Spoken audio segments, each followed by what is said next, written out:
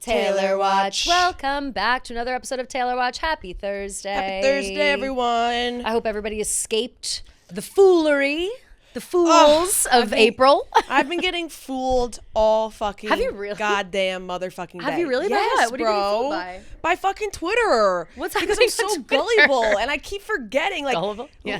Literally, like I'm scrolling and I go, and Una's like, what? And I'm like, Harry Styles and Zoe Kravitz are engaged? And I'm like, wait, my fuck. God. You know, like, it's stupid shit like that. Like, why am I That's looking so at bad. that? That's It's bad. so bad. That's amazing. I have not been got, but I'm on high alert on April Fool's Day because I don't like to be fooled. I don't like to be made a fool. I'm always been made. I'm just generally a fool. You're just a fool. I You're just jester I maxing. have the memory of literally. I'm just. I hate that you just said that. Me too. It came out. It just came out. Yeah. My lives are bleeding together. I'm jester maxing way too hard. Facts. And I'm also just I have the memory of literally Dory from Finding Nemo. So like Yeah, I'm like, yeah. it's April Fool's Day. And then like 20 minutes later I'm like, oh shit, it's April Fool's Day. Well, hopefully everybody made it out of the day unscathed, or at least anything that wasn't so hard, so difficult, so terrible. Fun, light-spirited jokes all around. I hate when people take April Fools too far, where they they're when they say they're pregnant. It's a prank. Yeah, when they say they're pregnant. I hate the the fake fake pregnancy. It's not insensitive. funny. It's weird. It's not Yeah. funny. And especially when you're trying to like bait a reaction out of someone, like that's not fair. Like I don't Yeah. know. I don't like that at all. Agreed. But I don't mind a little lie, but it's just like, you know, you can lie any day. I like a silly little April Fool's. Yeah. But don't come at me. mess with me. Don't mess with me. Yeah. I said before, I've got trust issues. Like I no way. Agreed. Absolutely not. So hopefully everybody made it away unscathed. Yep. We've got a couple of things to chit chat about, catch up on. Elizabeth Taylor music video. Oh my God. Question mark? We've got other potential Taylor news. We've got some non-Taylor stuff. We're doing a little homework today. We're going to be renaming the albums that are named after title tracks. Yeah. New songs from those albums as like the new title tracks. Yeah. Does that make sense? How I described Picking it? a new song to be the title track. So like Fearless. Yeah. We're going to think of a different song on the album of Fearless to be the name of the album. Yes. Yeah. So we're going to do that. And then we also have our Life of a Showgirl rankings. Yes. And these Compared might to be Billboard. Yeah, compared to Billboard. These might be like set in stone. This is I stand by it. It's the hardest album to rank. It really is, because halfway through I was like, wait, there's too many good ones left for the bottom. Like, Yeah, I it's agree. hard. So we'll talk about that when we get down to it. And then of course we've got our voicemails, DMs, etc. Yep. to get to at the end, which will be great. But first on the list is, yes, of course, just as we predicted, we recorded on a Monday, and Monday evening or Tuesday crack of dawn, we get an Elizabeth Taylor music video from Taylor Swift, and the internet is ablaze.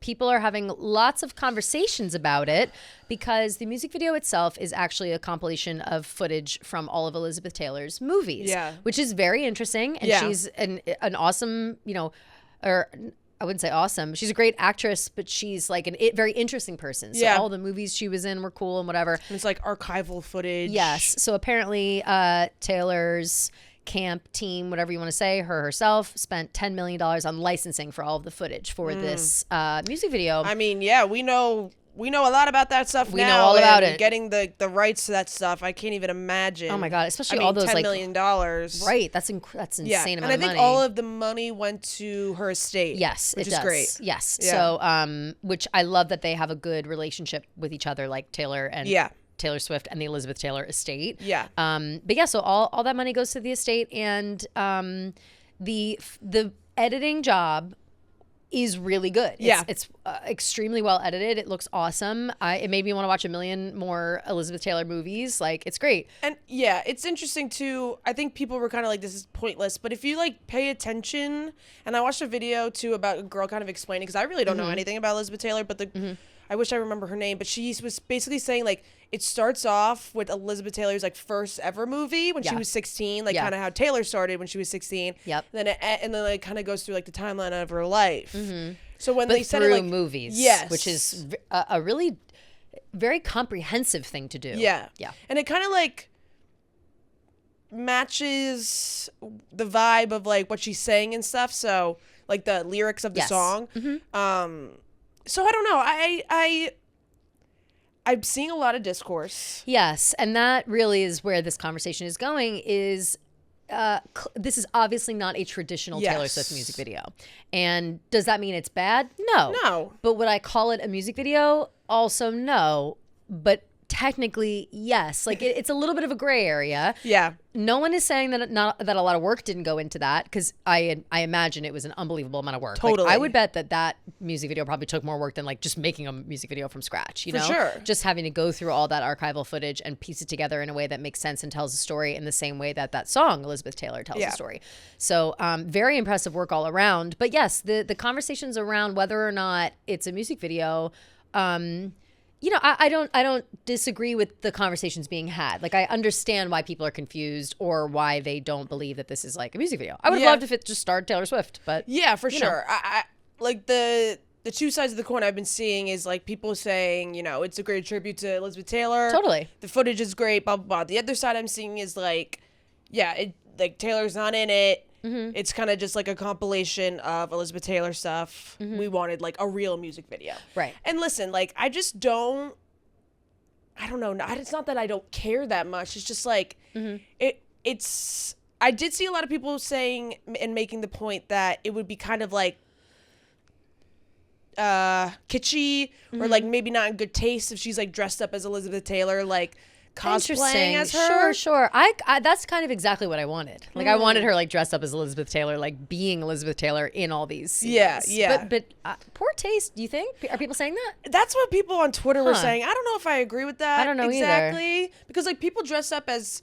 other famous people and pay homage to other famous people all the time. I feel like in music videos. Totally. Especially, I mean, not especially, but not excluding if they've passed away. Like, I mean, that's not an uncommon theme to like dress up as like a Michael Jackson or a Whitney Houston or, you know, whoever, I don't know. For sure. A big star that you would dress up as. So I can see like where like both sides are coming from, because I'm not going to lie. When I saw the notification, like Elizabeth Taylor music video, I was like, oh, fuck. And I was a little disappointed. Yeah, well, that it wasn't an actual music video. However, like, I'm not going to be like, fuck this sucks, whatever. I watched it. I enjoyed it. I thought it was cool. I thought it was like a good, again, homage to Elizabeth Taylor. And like, I don't know. I feel like what more can you really ask for? We got 2 music videos.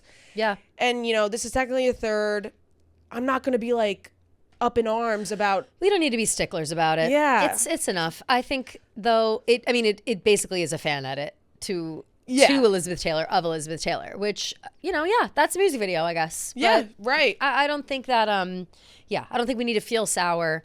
I am surprised that they chose to market it as like a music video, like just without any sort of, like this is a music video, which is also a tribute or also like, I'm surprised about the word, like I would have thought that they would be a little more specific with the wording when it came to that. Let's see what they said exactly, what Taylor Nation said.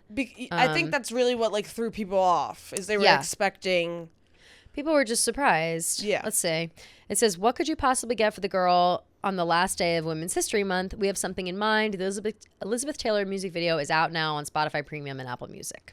So so when I saw that, I was like, oh shit, like fucking Elizabeth Taylor music video. Right. So yeah, it's like Elizabeth Taylor herself is commenting, "What a gift!" Oh, but it's like from the dead, from beyond, from the beyond the veil. That's funny. She's commenting. The official Elizabeth Taylor Instagram account, curated by the House of Taylor to celebrate Elizabeth's values, her work, and her passions. Yeah, it's probably like run by her estate. Definitely. But I don't know. I feel I have like conflicting feelings on it. Yeah. Because of course, like we're the crowd chanting more, but like I don't want to sound ungrateful. Yeah. But I'm not. I just it's like we move on. We move along. We go another day. You know what I mean? Like it's really not the end of the world. Yeah. You get what you get, and you don't get upset. Yeah. Mm-hmm.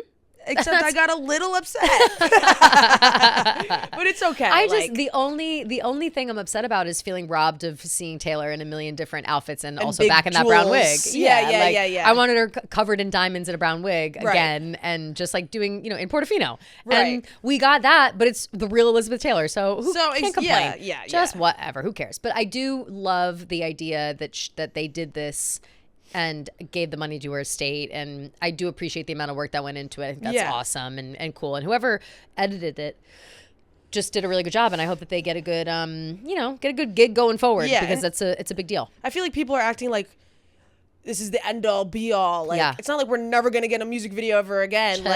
Chill. And I feel like this is kind of a common thing with her. You know, I Can Do It With a Broken Heart was like a concert compilation. She's done like other like concert compilations for other songs.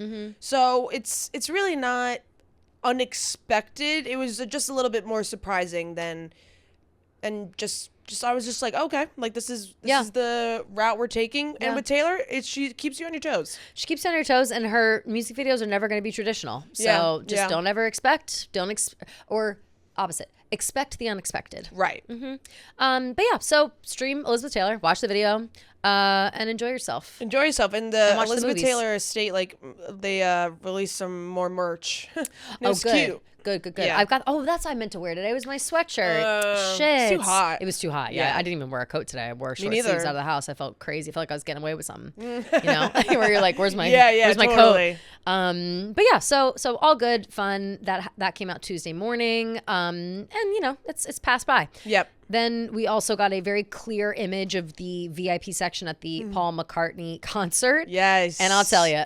Talk about a star-studded event. Holy shit. It is so funny. Did I send you the one where it was like, named everybody? Someone like went through and put names on everyone, but maybe I didn't. Oh yeah. No, I didn't. Shit.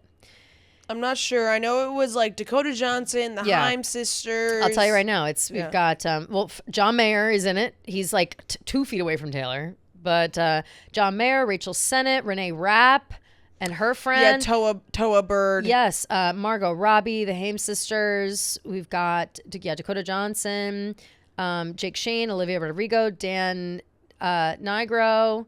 We've got role models there.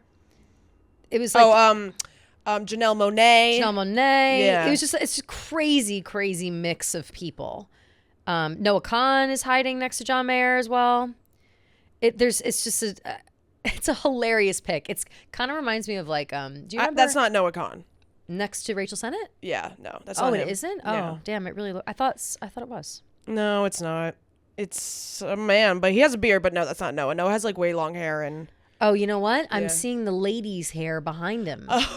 Because I thought that was his hair. I was like, girl, are you crazy? That's funny. No, that's funny. Okay. That's the lady's hair. Yeah. Oh, man, I really thought that was him. Bummer. Because I thought it would have made sense that he was hanging out with John Mayer.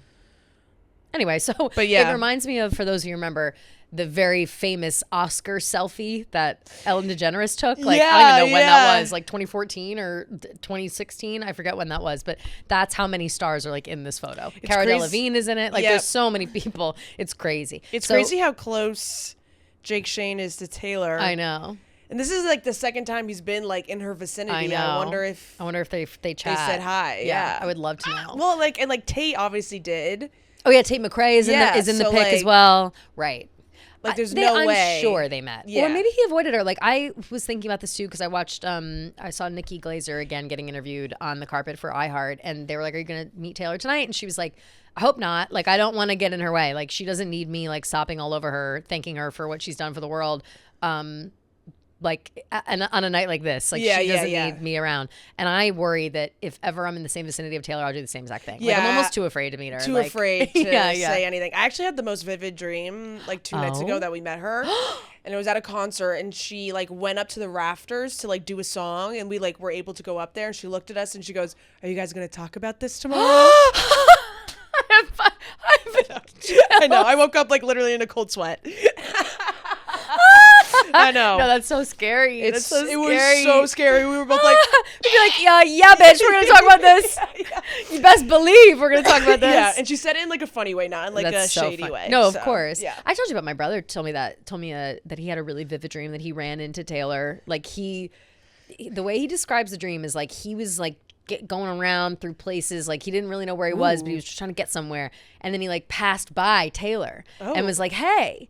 And she like stopped and said hi to him, and he was like, my sister does a show, and she was like, oh, who? Kelly. And she was like, oh, and like laughed a little and then kept going as if she like knew. And he told me this, I don't know, like years ago he told me this, and I was like I think right when we started the show or right around then, because I was like, damn, that's so crazy. And so in my head I'm like, oh, it's just one of those, we're connecting on different astral planes, but not this one. Right, exactly. We just haven't yet come, like it's our destiny, but we haven't reached it yet in this multiverse. Yeah, you know? I feel like if we were ever in the same vicinity as her, like I don't know how I'd act. I would never go up to her. I would just like pray that maybe she would go up to us. Same. I would never approach her. No, never. Like nothing could get me to approach her. Not only would I be just so like worried about, because I would be so overcome with like love and thanks for like all the songs and all the whatever. But at the same time, like my fear of ruining her night somehow would completely surpass any feelings I would have to like meet her. You know? I'd be like, oh my God, no, I don't want to bother her with my fan behavior, you know? Totally, 100%. Wow. Well, again, much to think about. Seems like we've got all the signs. And yes, we're meeting on other astral planes, but just not yet this one. Right. But we will.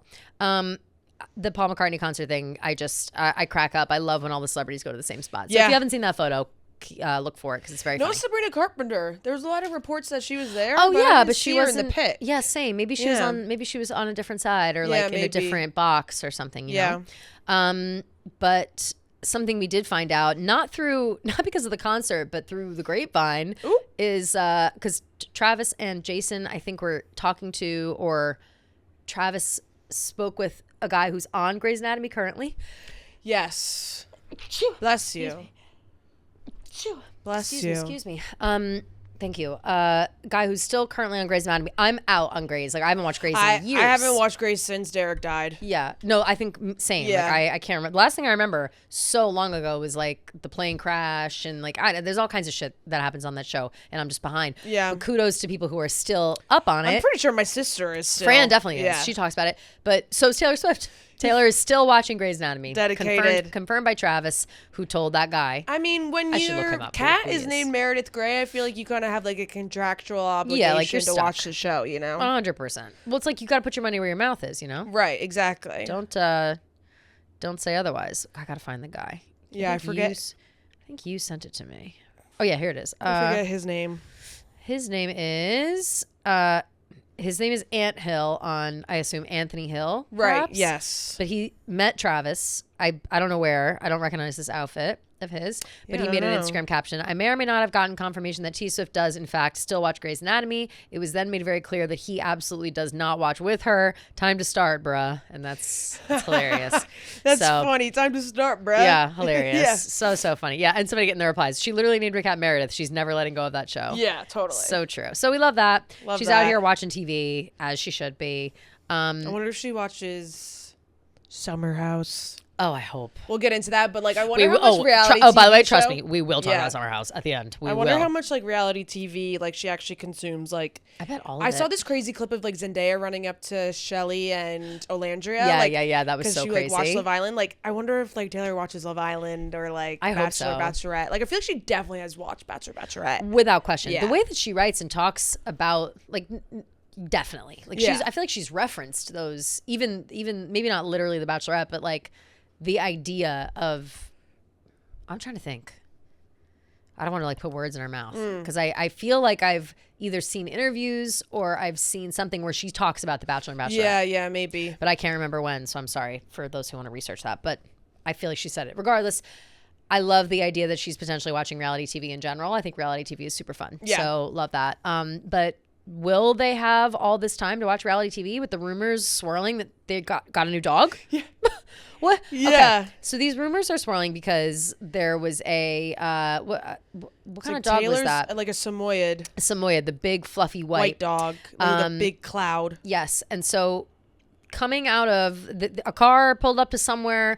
And they pulled the dog out by a leash, and it was Taylor's bodyguard, like with the dog. Yeah. So people are like, "Wait a minute, that's their Taylor's dog?" Yeah. And the Kelseys just adopted another dog. They got a German Shepherd puppy. Yes, and so I thought it was going to be a cat, and I was I really thought it was going to be a cat too. And Kylie Kelsey goes, "We just weren't ready for a cat, so we went with a puppy." I'm like, You went with a puppy I would say that's if you weren't ready for a cat? Crazy. Yeah, they couldn't be more opposite. Nope. Like, especially German Shepherd. Oh my God, those dogs are so much maintenance. And but they're so smart. They're really smart. They're so smart. And they get bad hips. Such bad health issues. I know. I feel so bad. So sad. There's nothing worse than seeing like a 7-year-old German Shepherd. They can barely fucking walk. My Brittany's dog was like that. Jagger. Rest in peace to Jagger. He would drag himself around. Oh, it was awful. It's awful. His back legs, you know. Yeah. My brother's best friend had a German Shepherd too, and same thing. The hips it's just go terrible. out. But he was so on it, like until he wasn't, until he was old and his hips were hurt. Like they're he was great dogs. Great dog, good hunter, family dogs. Yes, like good. So smart. I do wonder if it's purebred because they did say that they got him from a shelter.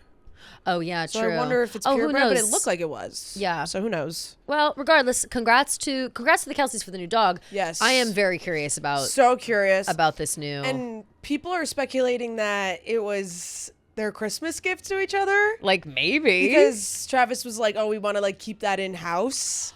Oh my God, that's right. I forgot about that. Keeping it in keeping their literally house. the dog is in the house. Yeah. But it's like they've gotten on and off so many planes. No one's seen a fluffy white dog. Right. But I mean, have we seen them being photographed off a plane? No. But I just would imagine if you're carrying a big, because it's a pretty big dog. Like it's a mid-sized dog at the moment. Who knows if it's a puppy? Who knows if it's big? Those are big ass dogs when they're full grown, aren't they? Or maybe not. They're big in like width, not really in like height. Got it. Like I would say they're probably like a solid like 60 to 60 compared pound to another dog like size, like a lab. Yeah, I feel like they're as big as a lab. I would say so, but I would say low key a little bit maybe more maintenance because you gotta brush those babies. Well, of course, it's so much fur. Brushing. It's so much fur. It's so much. It's a big fluff dog. So fucking cute. And I feel like I would love to know if it's real or not. If Taylor's not a huge dog person, as we know. Yes. I do feel like if she's gonna get a dog, it would be the big fluffy cutie. It's gonna be the one that looks the most like a cat. Yeah. Right. Yes, totally. My nose just started. Is my nose bleeding? My nose just started running in a way that made it feel like it was bleeding. Oh God. No, it's not. Like how like. Yes. Yeah. That's So congrats if there is a new dog in the fam. I would imagine if things don't go well, like Andrea can just take the dog, Sure. She loves dogs. She loves dogs. And maybe it's her dog all along. Maybe it's somebody else's dog. Yeah, but you're so right about that in-house thing. I forgot about that. Yeah, that was so funny. We're keeping that in-house. Yeah, like they're literally keeping their dog in their house. Yeah. So we'll have to see. Wow. Who knows if we'll ever get confirmation. Maybe they'll talk about it on New Heights. Maybe. But I mean, it could easily just be like the security guard's dog. Totally. Yeah. Yeah, but maybe he got a dog. Yeah, who knows? That's nice during his break. Yeah. Yeah. Who knows? But that's so funny. Things to keep an eye out for Selena on. Yeah. If this dog is hers. And I would love to know the name. Do you think Fluffy. it's a girl dog or a boy dog? Girl. Probably a girl. Yeah. No boy dogs allowed in my house. Was Andrea's big ass dog a boy dog or a girl dog? Girl. Okay. Because wasn't it Finley? Kitty Finley. Of course. Yeah, of course. Yeah, okay. So it was a girl, yeah. All right. So we'll have to, and then the Kelsey's dog is also a girl. And Kylie said something along the lines of like, thank God, or whatever. Yeah. I don't I guess the puppy's a girl too. The puppy's a girl. Yeah. Because I know the other one's a girl too. The big wolfhound. Yes. Yeah. So huge. Love that. Looking Pets forward galore. to seeing. Yeah, pets galore. Pets out the ass. Yeah. No pets in this house though. I'm like, should I get a dog now? No, you should get a cat. I was petting that dog. Were you here when HR Kim had that puppy? No. Oh my God, no, it was early. It was on Monday. She was walking around with a really tiny little dog that she's fostering now. And she's like, I don't want it to be a foster fail, but like my daughter pushed me into fostering this dog. And I was like, well, she's playing chess and you're going to end up with that dog. Yeah. But I was holding it and it was like the cutest. It's like a Brussels Griffin like mix. So it was like tiny with like a little smush face. Guy? Yeah, it was so fucking cute. Oh my God. And it was named Baby J for now. Because that's like what it's named. I said Baby J. I would keep it Baby J. Wait, I love that name. That's hilarious. That's like what the shelter gave the dog. That's funny. I know. I feel like if you got a dog, you'd have to get something like that, like a little Pomeranian or something. Yes. Like I couldn't handle a big dog. Yeah. Yes. I love that dog. I love that. Chai? Chai. God damn, I love that dog. We can talk about Publis all day. Yeah. Shout out to Alyssa on Amoroso, our Miss girl. you, girl. I got a tunicado Tunicado. in your honor. Gia was like, I'm going to get a tunicado. I said, oh, Bliss, we miss her. Yes, Because she would have seriously. them for lunch every day. But she's our good friend. She's planning her wedding right now. Go follow her on Instagram, Alyssa Amoroso, aka Publicity. And her new rebrand of her tea, Rosso. Ooh, and I have all that old tea as well. Yeah. The tea was good. Anyway, so I guess pets galore, 'tis the season. And congrats to any new pet owners who are potentially having a pet at the same time as Taylor Swift. Yeah. That's always nice. We also had our friend last, Jameis Winston, doing some Tay praise. Yay. Giving some Tay praise, I should say. And he says, let's see, the New York Giants, Jameis Winston, on Travis Kelce choosing Taylor Swift to spend the rest of his life with. I don't know where in what context this is coming from. Oh, it's from Us Magazine, Marriage Advice. He goes, his choice, being one of the most amazing women in the world who has influenced so many cultures, so many people with her music. It's going to be a beautiful thing. Love. Wow. Jameis always... He says the right thing. He's just a nice guy. You know, He really is. We met him. I said our friend last. Yeah, oh, yes. We met him in New Orleans when we were down there for the Chiefs, to see the Swiftie Mania pre-Super Bowl. Yeah. And he was just bopping around town. Bopping around. We ran into him on the street multiple times. We ran into him. We were Yeah. like, "Hey, what's up? Hey, what's up?" And he remembered. He was like, "Hey, oh, hey." I know. I took a picture with him. Yeah, Gia got a good pic. Because I was hype. Yeah, It was hilarious. He was so nice. Yeah, like, really nice. and very clearly like walking around with the people. Like that was what he was doing. He's got a lot of energy. He does lots of energy, and we love that. We love it. Mm-hmm. Shout out to him. Big. We also had I gotta see his name exactly. Ooh. Or do we have his name exactly? The guy that called Calhoun. Oh yeah, Coach Calhoun. Coach Calhoun was on New Heights, and he was talking a little bit about Travis's eligibility moving forward, and if he's got. Well, I was what was wrong. he saying? Actually, sorry. What was he saying? It was It's the Cincinnati basketball coach, not the football coach. But I guess he wanted Travis to play basketball at WVU. Okay, got it. So he's on there just kind of palling around or whatever. I think the logistics of it are unimportant and more so like it was like, if you want to come back, you got to ask your wife. And Travis was like, ah ha ha, because he's got a wife. He was like, hey, sweetie, I'm going back to school. Yeah, that's what he immediately responded with. Yeah, that's so funny. Yeah, okay, so he went to visit WVU because he thought he wanted to play basketball there, and so I guess Coach Calhoun is the head coach of the Cincinnati basketball team. So they're just saying that like Travis almost played basketball. Got it. So he's trying to get him to come in for like a grad school year or something, or a year of eligibility left in school because he never graduated, right? Oh, did he not? I don't think he ever got his college diploma. Oh. I think because he got kicked out, didn't he? Yes. Wasn't that part of it? So he must have an extra year of school. That must be what they were talking about. Extra year of school, so come play for us. You could play basketball for us. Yeah, he goes, I was looking at some basketball schools and I went to WVU. I'd never been treated like that before. Like Cincinnati didn't even give me this much attention, so I was blown away. Yeah. So yeah. That's funny. Very cool. Very fun. But yeah, he just like Coach Calhoun just very casually was like, you're going to have to ask your wife. Yeah. And Travis didn't even bat an eye. Didn't even flinch. So people are like, are they married? But that would be so crazy. No, that'd be so crazy. That'd be a Tom Holland Zendaya situation. Secret like wedding. La Roche. Yeah. But except it's Coach Calhoun. Right. You missed it already. You missed it. Yeah. I think Graham Norton would have told us by now. If we missed it. You missed it. Yeah. Would have been great. I feel like some way, somehow, like some media outlet would find out. Of course. You know? But who knows? Especially if it's as big as people are saying it's going to be. You know what I mean? Like it's going to... You can't keep a lid on a party that big for that long. Right. You know? So who knows? But love that he's not batting an eye. We just love the foreshadowing of like, they'll be married soon. And it's his wife and he's her husband. And that's nice. Yeah. And I think it's fun. Very cute. Yeah. Gia, I had a really difficult time getting to work today as usual because it was nearly impossible to get out of my bed because my new comforter. Yep. It's so comfortable, Gia. Like I've got the Dream comforter from Bowl and Branch now. You guys heard me talk about it nonstop last episode in color sage leaf. And I I guess I just like wasn't on my game when it comes to comforters. Like I had no idea that a comforter could be so soft and fluffy. Like I've been doing duvets and duvet covers and whatever for most of my adult life, probably all through college too.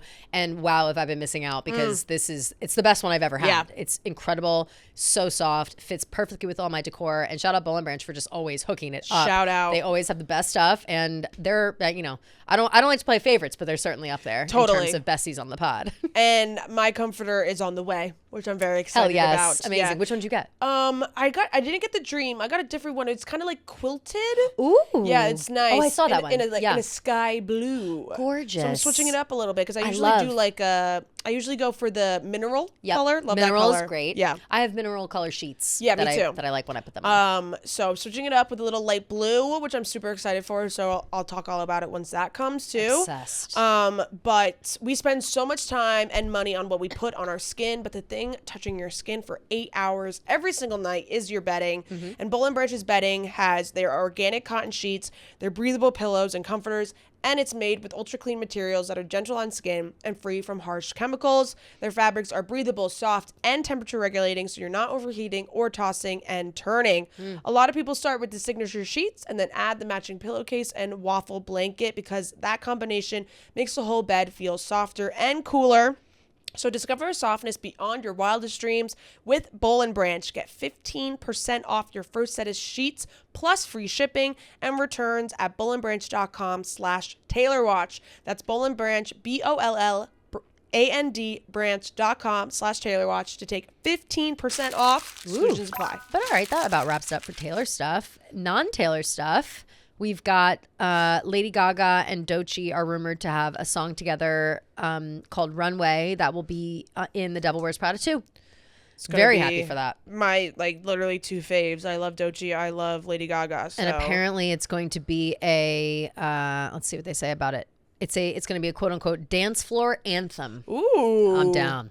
We need some dance floor anthems. Yeah, we do. We always need a dance floor anthem. Yeah, for sure. I'm always down for that.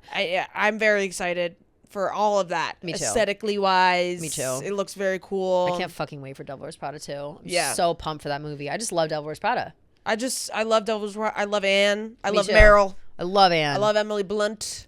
I love Stanley Tucci. I love him. In all honesty, I think I love Stanley the most out of all those. I think so too. Maybe with the exception of Meryl. Yeah, I love Meryl. I do down. love Meryl. And I do love her down. Anne. I love Anne. I love Emily as well. I love them all. We love them all. The core four. Right. Literally. They raised us, so Yeah, it's hard not to love them. But very excited about the movie. First Monday in May that comes out. Right, the same day as the Met Gala. Same day as the Met Gala, but I think it is actually May 1st. Oh no, May 1st is a Friday. The 4th would be the Met Gala, but I think maybe it comes out on the 1st. Let me see. Devil Wears Prada 2. May 1st, it comes out the Friday. Yep. So, very excited. It's also a flower moon for those who are interested. And if you're listening to this, keep your eyes peeled on the sky. It's the pink moon right now. Oh. Do you think there's any chance Taylor and Travis go to the Met Gala? I feel like we were talking about that a lot last year. I kind of hope. Yeah. I think that'd be so sick. But I don't know. Cool. The theme is like, I forget the theme. Hold it's on, like I'm something. I feel like I got something hanging out of my nose. Do I? Oh my god, what is wrong? What is falling out of my nose? Boogers. Who knows? Yeah, I'm just so congested. Costume art. Dress code of fashion is art. Okay, so it's got to be like some pretty cool, out of the ordinary outfits. Yeah, right. It's gonna be all over the map. Yeah. So we don't even know. I feel like there's going to be some very cool designs here for this theme. I hope so. Because I really love the camp theme, and I feel like this could go and coincide with that. I think every theme should basically be camp for the Met Gala. Totally. Hunger Games, make it the theme. You should dress as extravagant and as crazy as possible. Completely. Yeah. So that will be interesting. I don't know if they're going to be on the carpet. I want them to be so bad. But again, that would be their first carpet together. Is there a world where they're saving their first carpet appearance together until they're married or something? Why, I wonder if they don't even think about it like that, Maybe not, yeah. I wonder if it's more the event itself. Is it worth going to, Totally. I don't know if, I do wonder how she feels about going to something like the Met Gala. Because it can be very like snooty, you know. Of course, and there's a lot of ghosts there. You know, Right. It's like a lot of old friends, old haters, old beaux Right. on all sides. Like you never know. It's a minefield Right. of networking For essentially. sure. I feel like even if I was like famous like that, like I would, and I feel like people talk about that all the time too. Like when they're on the red carpet, they're like, I'm so nervous. Oh, yeah. Like it's so intimidating. Well, it's because if something happens, it's like the most humiliating. They say like it's the most humiliating thing that can ever happen. If like something happens to you, as you're walking up, Yeah. like if you fall down the stairs or you fuck up your outfit or you look bad or whatever. Yeah. Like, God forbid, I'd pass out. I think if I were to walk that carpet. I don't know if I could ever do that I'd with have all to that take- camera light Right? flashing at me. I'd have to take so much Xanax. I'd be Oh like, my God. I'd look like Rachel Sennett. Beta blocker. Yeah. Yeah, beta blockers, just like half asleep, literally, yeah. like literally with my eyes closed. Like that's the only way I could do it. Yeah. Which So is we'll a have to shame see. because I would love to do it. Oh But I'd be God, so I would love to nervous. get dressed up like that. Me too. Like, Like have a just- whole day of prep. Oh. Like wake up in the morning. It's like we start getting ready at 9 a.m. 9 a.m. Yeah. Makeup, hair, Yeah. dress. Yeah. You know, Styled. We're styled I would by maybe somebody. even wear a wig. I would definitely wear a wig. Yeah. This is the opportunity to wear a wig. Totally. We're wearing wigs. Have you worn catch wigs? us on the carpet wearing wigs. If you see two girls you've never seen before, Yeah. it's us in wigs. It's us in wigs. Like I know that we're going to be unrecognizable, and Yes. that will be the headline. New York Post. Who are those two ladies in Taylor wigs? Watch co-stars Yeah. unrecognizable on the Met Gala carpet. That's going to be us. Yeah, perfect. So yeah, we'll have to see. But speaking of Anne, Mother Mary, another trailer has come out that like pop star type movie that she's in with Jack Antonoff and Charlie XCX, or they're not in the movie, but they wrote the music for it, and it looks amazing. It looks crazy. I cannot wait for this Yeah. movie to come out. I think it's gonna be tremendous. It looks like thriller, kind of like Yes. creepy vibes, Right, which I didn't know was Yeah. gonna be like a thriller, Yeah. which makes me want to see it even more. But they show Anne in like her full garb, and she is on stage performing a song. The song is like a perfect mashup of Madonna. I think there's a little bit of Taylor in the background there. Some of the there's like an electric, like a synth keyboard Yeah. or something in the background that reminds us of I Can Do It With a Broken Heart. There's also a lot of Charlie XCX sound in Yeah. it. And it's very like pop, if you like the Wuthering Heights soundtrack, you'll like it. I think is kind of where it's at. But Anne looks great. She looks phenomenal. She looks It's about amazing. to be the summer of Anne. It's gonna be the summer of Anne. We're gonna get so much freaking Anne. Yep. We're not even gonna. It's gonna be an know Anne what to do. bonanza. You're legit. And it's like, I hope that people don't turn on her the way that they I know. did Me too. back in the day, back in the Les Mis days in 2012. They were jealous of her success. So They jealous. couldn't handle that she Yeah. was extremely talented, And not only at acting but also singing and like Yeah. being perfect and being beautiful. And I think they can't bring her down like that. No, they anymore. can't. Once you're brought down because of jealousy once, I feel like it can't happen again because people Yeah. see through it moving Yeah. forward. And that's totally happening with Anne. But something interesting with Anne. So she's in Mother Mary, Devil Wears Prada 2, The Odyssey, Yep. and then Verity. Yep. And so all of those come out like in the next few months. Yep. And someone was saying, wait, fuck, what was I? I've completely lost my train of thought. We were talking about it outside the other day that apparently after Les Mis, and I don't know what her run was at that time. I think it was like Devil Wears Prada 1 and Les Mis and maybe one other thing that she was in, and people just like were sick of her. But after that, because people were sick of her, she like wasn't booking jobs. Like she's an Oscar-winning actress, not able to book these jobs. Well, they like tried to frame her as like hard to work with. Yes, and, like a they're diva. like she's a diva, she's Yeah, whatever, yeah. but she's not. She's like a very professional actress and also a very emotional actress. Like we know a lot of she's an artist. Yeah.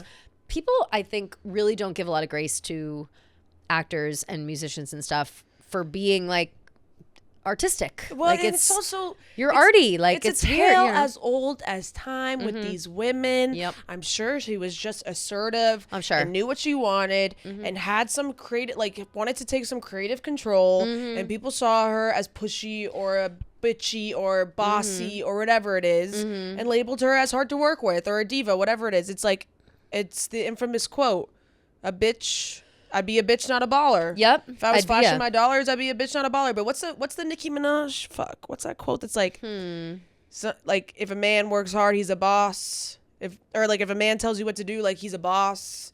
but if a woman tells you what to do, she's a bitch. That sounds about right. Something like that. Yeah. The sentiment stands. Yeah. So I just feel like it was one of those things where it's just like, I think so too. You know, same with Jay. Like, I feel like Jennifer Lawrence got that happened to shtick Jay. too. Yep. Jennifer Lawrence. It happened to. I mean, it happens all the fucking time. Yeah. But it's interesting watching someone who's come back from it, like Anne. And Anne, I guess I have not seen this, but I guess Anne credits Christopher Nolan for casting her in Dark Knight Rises as Catwoman as like helping bring her back, like, because people like, oh well, Chris Nolan will work with her, so everybody else will work with her again too.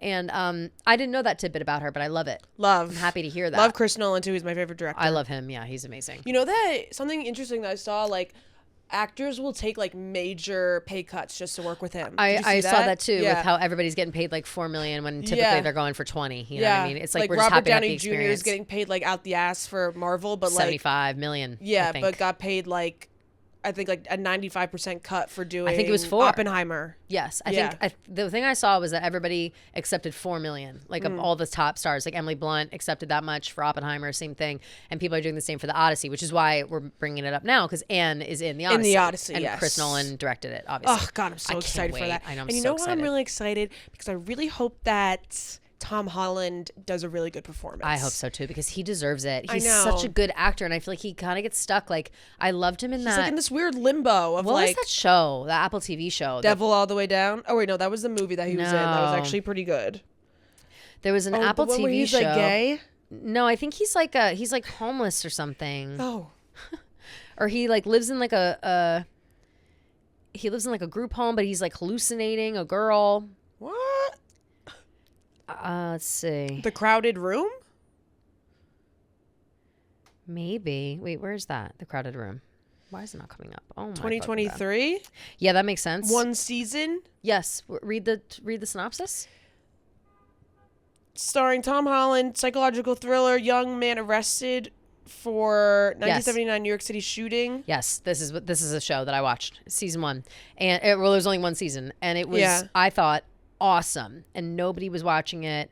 Nobody was like saying it was good. People were kind of shitting on it, whatever. I don't know why, because I thought it was tremendous, and the acting that he did in it was with Amanda Seyfried as well, I think, isn't it too?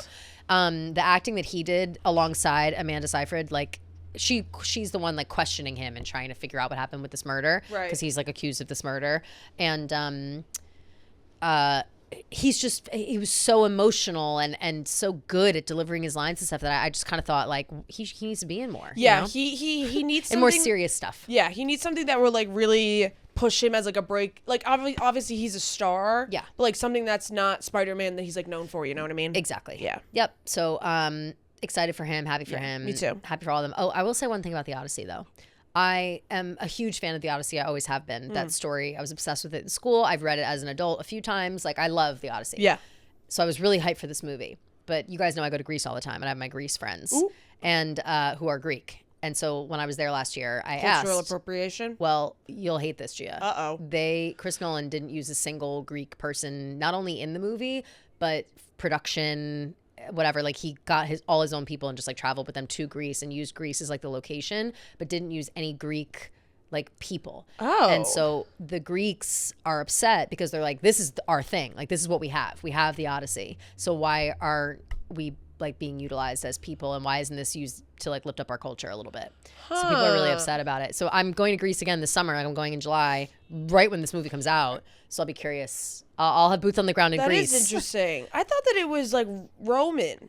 It's ancient Greek. Oh, okay, the Odyssey. It's, you know what though? It's a little. And here's where these are the histories that I'm learning. The Romans stole everything from the Greeks. Yeah, and that's kind of where this story gets. You know, you're not sure if it's Romans, you're not sure if it's Greeks, whatever, because it is a little bit hazy, but it's very much Greek. Got it. So what the fuck? And then people were saying like the helmets were Roman, but it's Greek and whatever. You know, people have their critiques and this and that. But I always thought Chris Nolan would be a guy to like, you know, utilize the people of the land he's shooting on. You know what I mean? Right. But maybe not. He's a stickler, you know? So who knows? And that's, I never want to say a negative thing about Chris Nolan, but that is kind of a crazy thing. I didn't see anything about that. I guess like, you know, all the camera people, the editing people, like whatever, like the key grips and people that would be boots on the ground to like make the shoots happen. None of them were Greek. Well, maybe he already has his team. But that's what I'm saying. Yeah, but, like his studio. But they're upset because it's like, why would you not involve the Greek people in a Greek story? Right. And it is kind of pointedly not involving them. Right. and also not hiring a single, like none of the stars are Greek. Right. But again, I'll be front row. Like I can't wait to see the movie. Yeah. I'm here for Zendaya and Anne Hathaway and Tom Holland and everybody else. But like, yeah. How do they know that they don't have Greek descendants? What do you mean? Like maybe Anne has a Greek grandma. Maybe Anne's Greek you know on the what low. I mean? Like I don't think like that she is Greek ancestor. You know, or maybe Tom does. I don't think any of these people are Greek. Damn.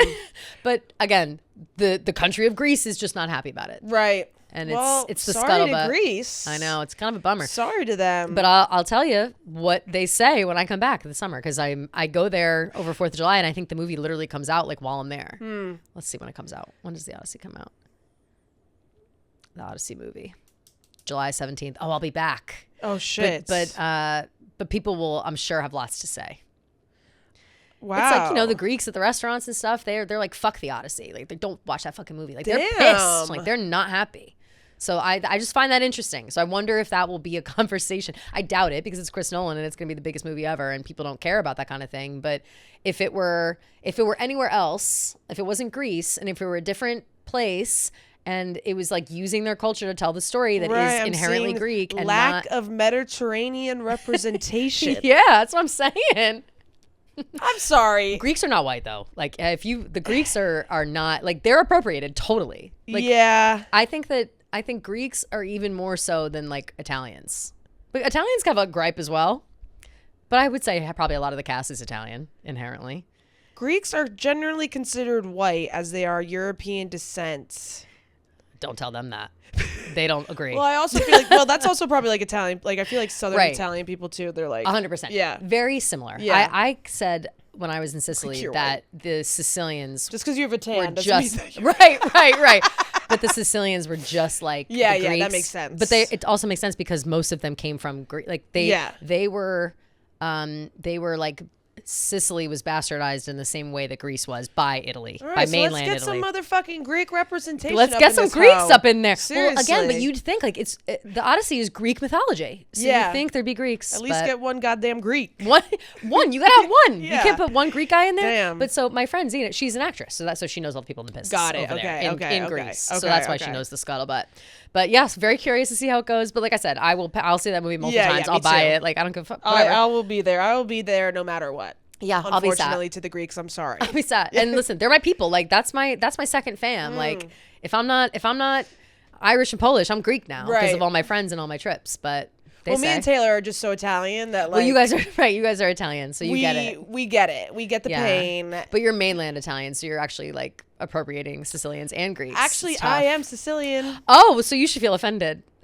I will never be offended for lack of Italian. Of course not. No, are you kidding me? Where the fuck is the Italian representation in today's society? It's disgusting. Could you imagine? Could you imagine? Well, he could be like Dante, where he's like constantly. Like people if you are make fun of racist other people like Italians. this, you'd get canceled. The way they talk about Italians. Seriously, they sound like my grandma. I feel the same way about the Irish. We Right. got real casual talking shit about the Irish. They were oppressed. Actually oppressed. And nobody wants to talk about it because we're You know what we white. have to apologize for? Oh, what? We said that Graham Norton was British and he's Irish.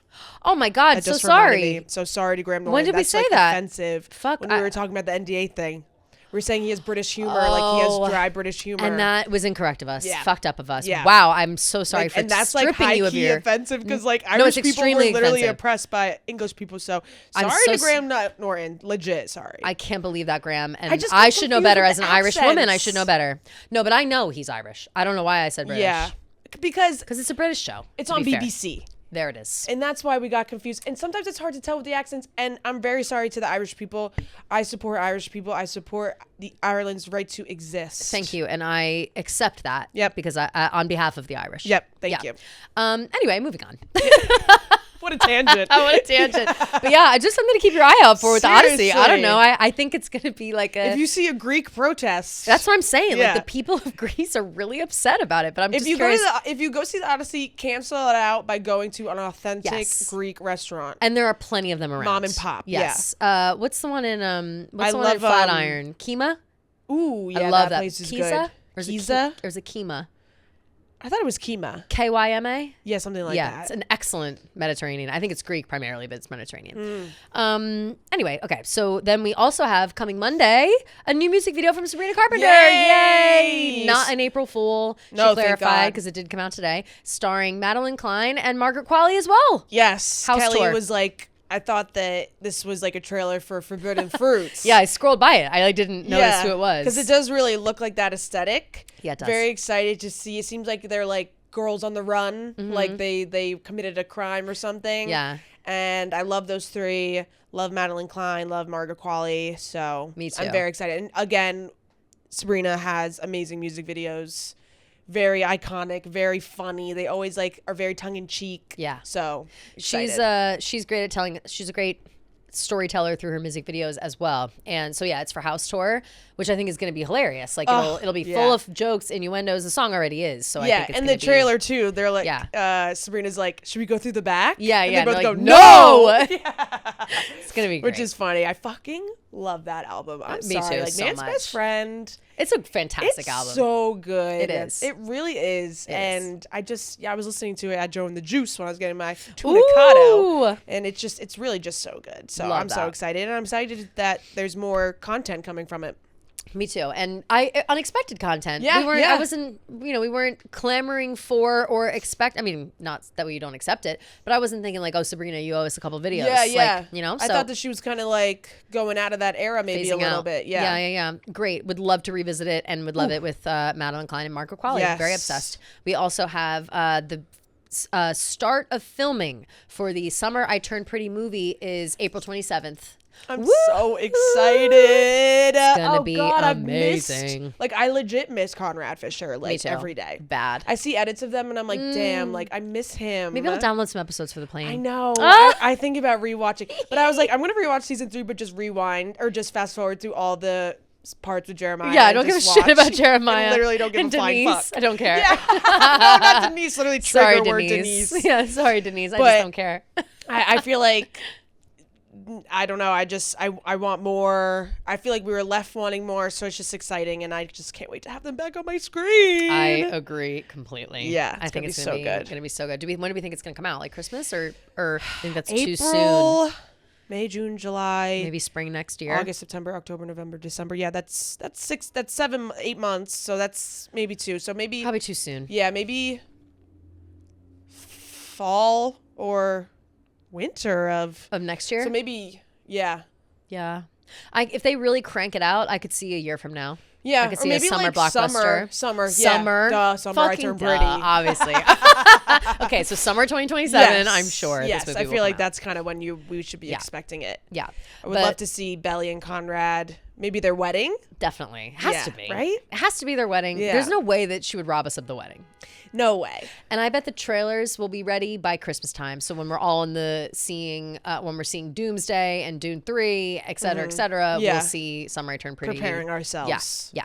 Love. Yay! So good. I can't wait. Did you see that Chris Briney's going to be in the new seasons of Hacks? Yes, and I can't fucking wait. We love Hacks in this house. Yeah, obviously. we do. We love Hacks. But yes, I've seen the stills. I've not seen any clips. Yeah, just stills. Just the stills. So I'm excited for that too. Excited for Lola Tongue with Forbidden Fruits. Me too. So everyone says she's love great. Them down. Everyone says that movie is good. Yeah, or, like I know. The reviews are good so far. I don't know if I've been seeing like Stan? Biased, like Lily Reinhart Stan reviews because they're all like, Lily Reinhart is exceptional. She's she blows us away, blah, blah, blah. So like, I don't know if it's like the Lily Reinhart Stans who like got a pre-screening or whatever, but yeah, I'm excited. It seems funny. Emma Chamberlain's in it for like a second, I think. Love her. How about her? Oh, she's doing a collab with West Elm. Yeah. I think it's a good unbelievable. collab. I mean, she has amazing taste, so it makes sense. And like, she's like, when I think of Emma Chamberlain, I always literally think of her Architectural Digest. Me too. Her house literally took my breath away. Same. But the only thing, I was like looking through it because I was like, oh shit, I kind of want to get something for my apartment. Yeah. So expensive. Of course. Well, it's and West I'm like, Elm. Is her audience affording this shit? I think that's who she wants her audience to be. Yeah. It's one of those things where you gotta, like, you appeal to the audience you're looking for. And so if people are wanting, like, I didn't look at the collection yet. But I knew in advance. I was like, I bet that's gonna be expensive. Yeah, West Elm is expensive, but even for some reason, with I Emma Chamberlain, maybe... like she's a heavy hitter name to attach to a collab like that, and not a lot of celebrities do architectural for sure. You know, no, or it's a really furniture collabs. smart collab. Extremely. And it's getting really good like reviews. People are really liking it. I love stuff. But I went to go look and there's like it's really cool like wooden vanity, $700. Of course. Bruh. Yeah. So, I'm not Amazon. shocked. Sorry, girl. And Wayfair. Sorry. Listen, one day you'll be able to find probably like a thrifted version of it down the road, you know? Exactly. But yeah, so congrats, Emma Chamberlain. But the Lily Reinhart, I always have thought that she's an excellent actress. Me too. Even from Riverdale. Like, it didn't matter what she was saying, she acted with her whole fucking chest. Like, she's so good. So I'm very curious to see how that goes. She's also in there with Lola Tung for sure. And then who else? It's, there's one other young girl. Is it not... It's not Victoria Pedretti. Victoria Pedretti is in it as well, who I'm obsessed with. Victoria Pedretti. Love her too. But there's another and then there's one more girl. I can't remember her name. She's really good too. She's like a friend.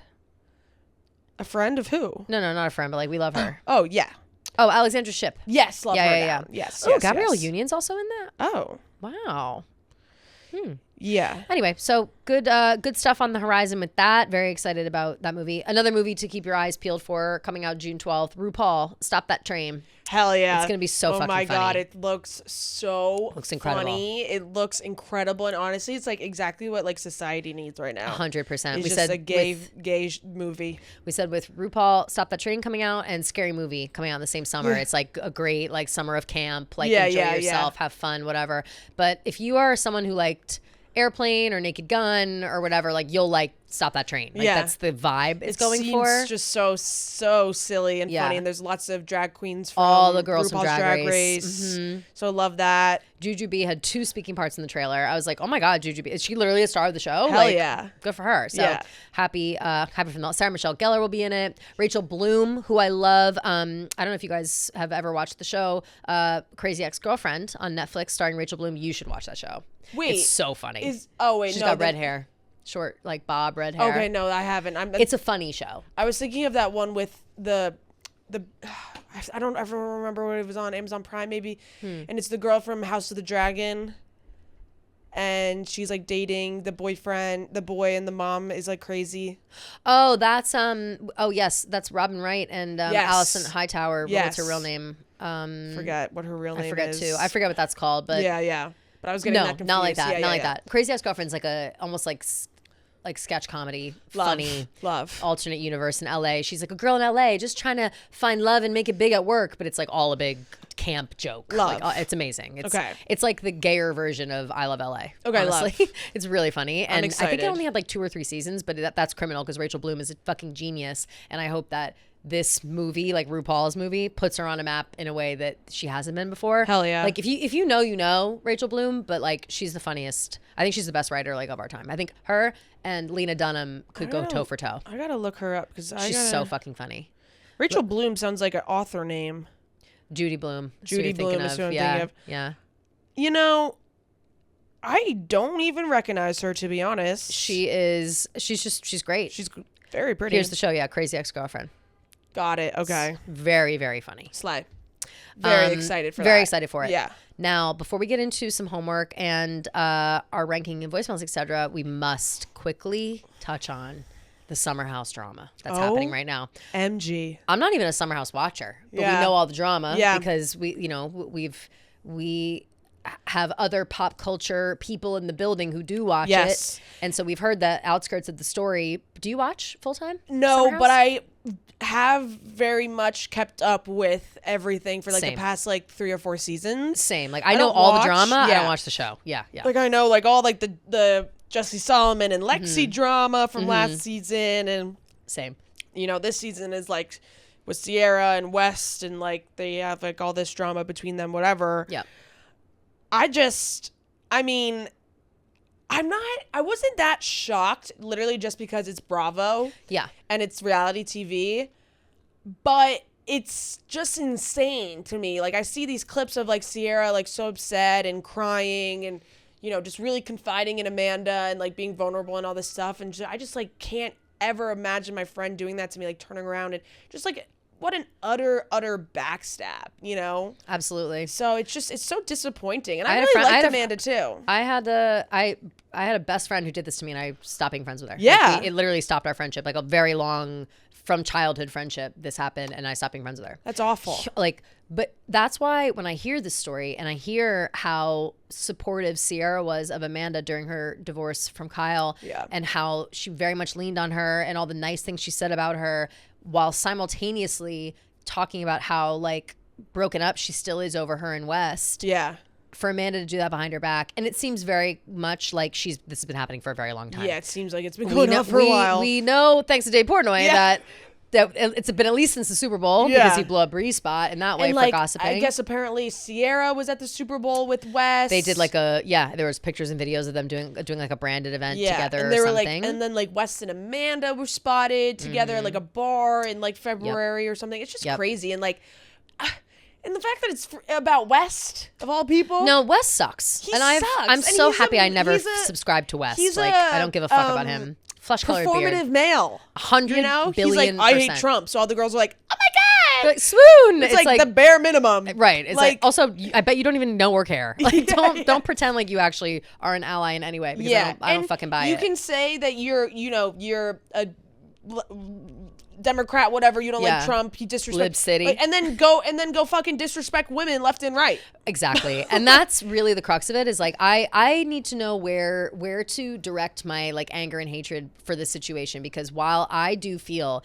that Amanda carries the weight of the blame because she totally disrespected her friend by hooking up with this fuckboy. I think they both like they're both awful for sure, because West and Kyle were also good friends, so it's like you really just don't give a fuck about your friends. Sierra, like, do you not care about her? And he was leading her on the entire time. The whole time he's been leading her on. Well, like, but here's the thing with West, and maybe this is me giving double standards because he's a man. I expect nothing of him. Like, I never the fact that anyone expected him to not have 100 bitches on the line, you're out of your mind. Yeah. The second he came to the cast of Summer House and said he's gonna fuck all those girls and everybody else on the outside in New York City, and it's gonna be a problem. And that's what's like so embarrassing for Amanda, is like after they released their joint statement, all these girls are coming out of the woodwork being like, we hooked up 2 weeks ago, he texted me last week, I saw him in Chicago, I saw him in blah, blah, blah. It's humiliating. And like so shame on your Amanda, best friend who literally would stand 10 toes down for you over Wes Wilson because he couldn't keep his dick out of your pants. Girl, it's just it's absolutely unforgivable. It's like, truly, I'm trying to have some sympathy, like, you know, you're going through a divorce, so it's like, you know, it's hard, you don't really know how to navigate like your life, but like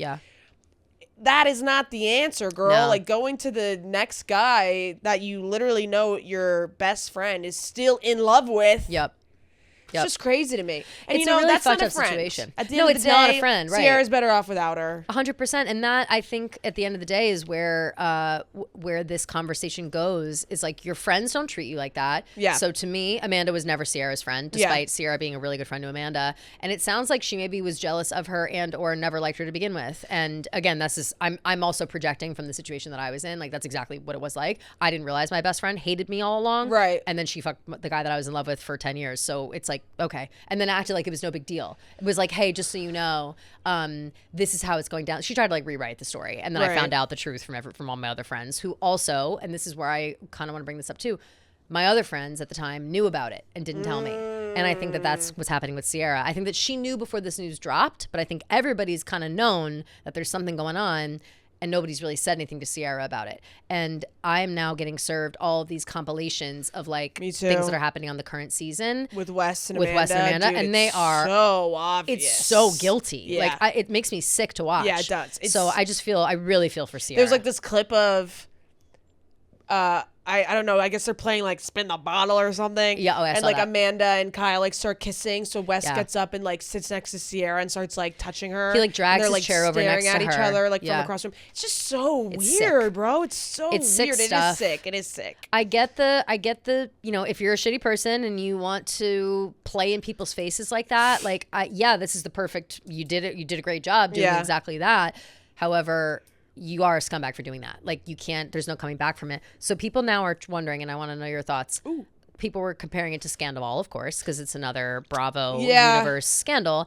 People are saying, I first was like, Amanda's the new Raquel. But then people were like, she's actually Tom Sandoval. And then Sierra is Ariana and West is Raquel. Yeah. And I think I actually agree with that. That sounds pretty accurate. That makes more sense because it's hard to compare because it's not really the same. But Ariana in terms and of Tom, guilt. yes. You know, they were dating for years. Yes. And there was cheating involved there. Yes, and that was cheating. But like Raquel and Ariana were never friends. Yes, exactly. It's still awful, terrible. Friendly, and same group. I think if Sierra and Amanda were friends in the same way that Ariana and Raquel were, this wouldn't even be a story. I think it'd be like you're a shitty friend, but you were never really friends in the first place, so who cares? But because they were so close and because Sierra is just never ending compliments Amanda's way. Yeah. Like, did you see that clip of her talking on an interview? She was asked about Amanda and West separately. This is before we knew about this stuff.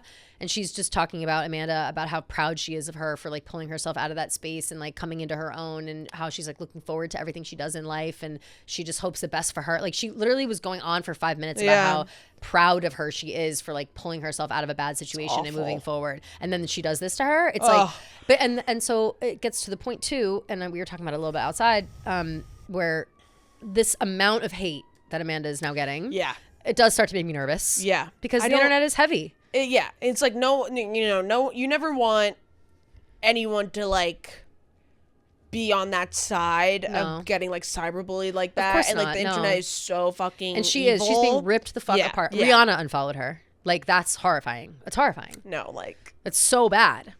Just so bad. I would change my name and of course. No, I would quit. I would quit life. Puerto Rico. I would quit everything I'm doing. I'd move to move anywhere like but here. The Crazy Rich Asians island. Yeah, literally. Far away. No one will ever see me again. I'll start. I'll move all the way there. I'll start like a small boat company, and I'll just be like, I'll collect $50 a day. And that's like, it's like people want like, I don't even really know. Like, people want like accountability. I don't know. They just want to hate. They just want to be mean because they have the opportunity to be mean. Exactly. And I'm sure Amanda is feeling awful, like she should be. Yes.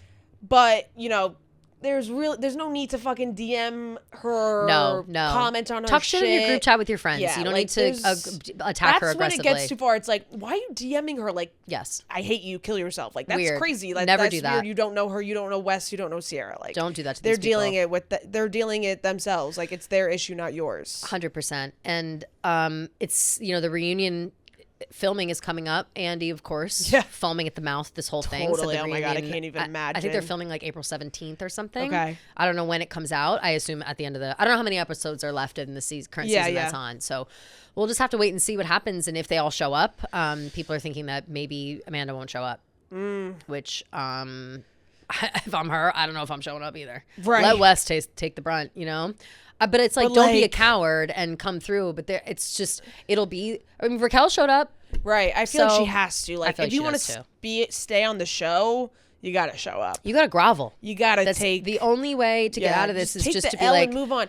Yeah. And people will be like, this is the worst thing ever. It's horrible, terrible. And then in 3 weeks, they'll forget about it. Like, people already are saying Tom Sandoval's so funny. Oh my God, Traitors. He's Traitors hilarious. brought him back and he's fine. And he was never even tarnished. He's a narcissist. He never cared to begin with. Right. But yeah, I don't know. It gets to the point where it's all uncomfortable because these are real people's lives and feelings and stuff. And so it sucks. But at the same time, like, and again, maybe I'm projecting because of my own situation, but I fucking hate Amanda now. Like, I can't, like, I look at her and I'm like, you really have no respect for anyone but yourself. And people have been saying that for years she's gotten in these issues with girls and other people and whatever, and that she seems to be the problem. People are like, justice for Hannah Burner. Yeah, that's what I've been seeing a lot too. Which we love. We love Hannah Burner in this house. So totally love her down. So yeah, I don't know. It's just, it's very.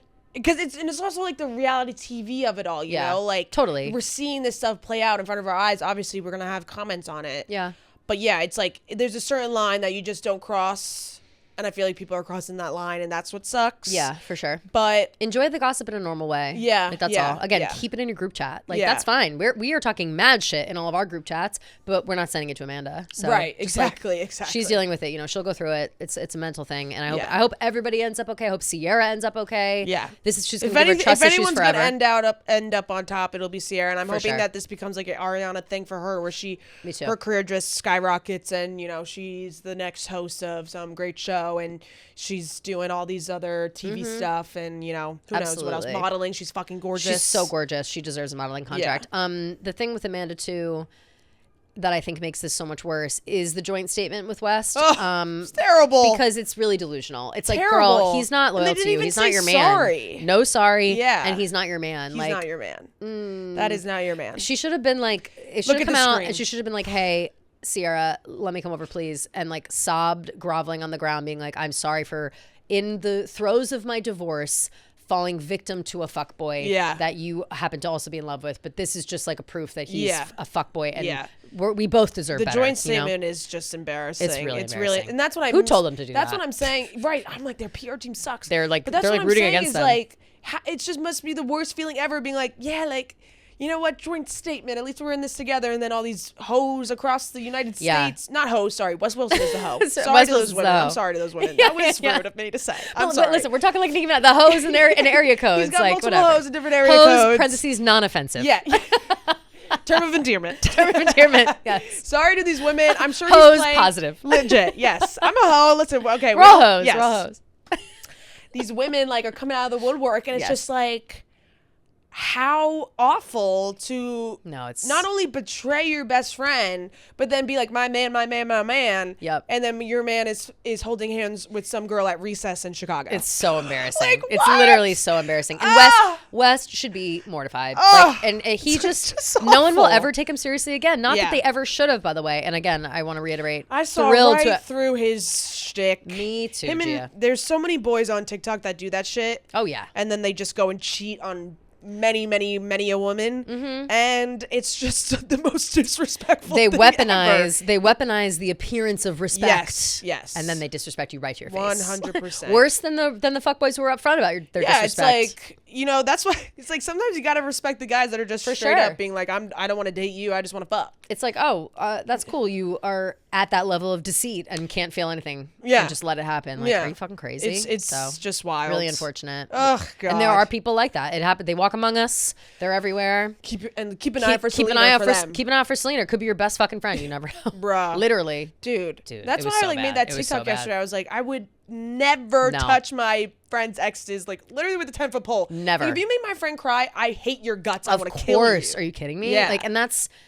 just how it is. Like, you ride or die for your friends with guys, and there are plenty of guys in this world that you can go after instead. Like, you don't have to go after your friend's ex, especially if they're still, like, not only if it was a bad breakup, but also if they're still in love with them. Yeah. And like sad over the breakup. Apparently they were like hooking up still. Yeah, that's what people are saying. Yeah. Wes has been like commenting on Sierra's stuff recently, like within the last 2 weeks, being like, you look so hot and whatever. Strange very behavior. Fucking weird. Strange very fucking weird. behavior. Awful. So and hopefully they just learn their lesson. I hope. And and I'm sure we will all move on in the next couple weeks.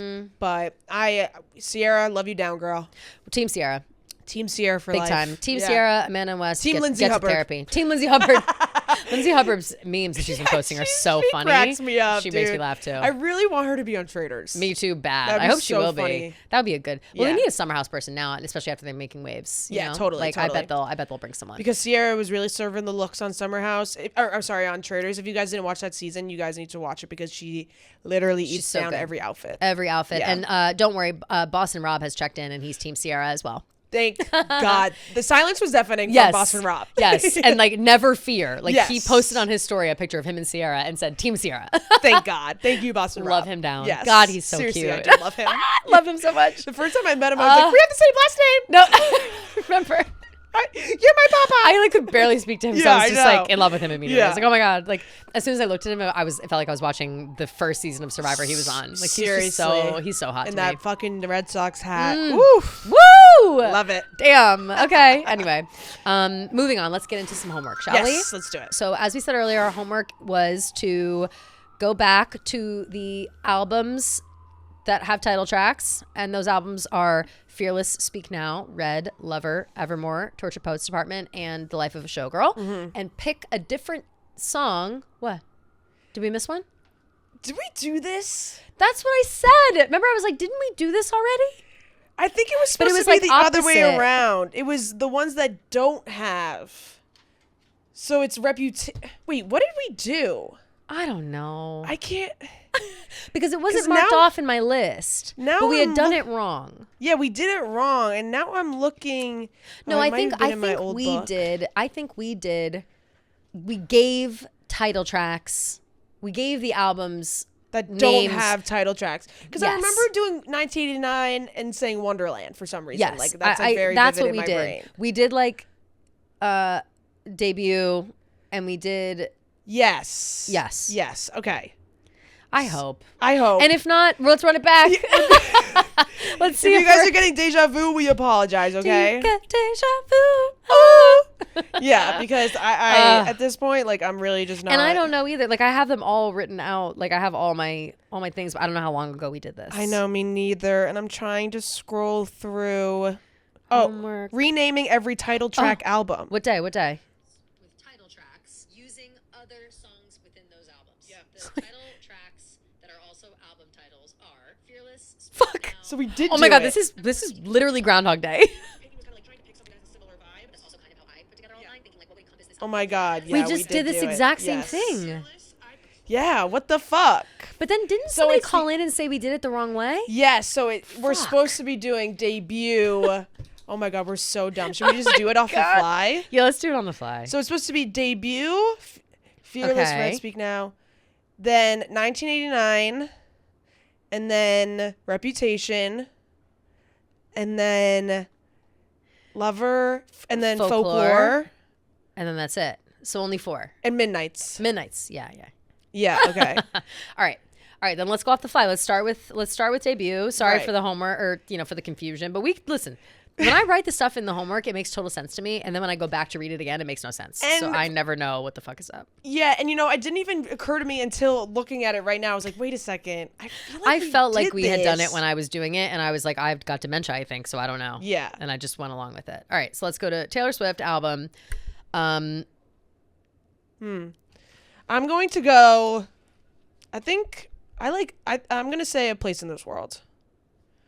That's a really good one. I think I'm going to go Teardrops on My Guitar. I like that too. Yeah. I'll write it down as we go. A Place in This World is a good description for like how a lot of the themes of the songs are. Absolutely. Same with Teardrops on My Guitar for sure. Completely. And that was my same reasoning. Either that or possibly our song. No, not our song. That'd be stupid. Maybe like a Stay Beautiful. Ooh, I like that. Could possibly work. Yeah. Okay. For 1989. Yeah.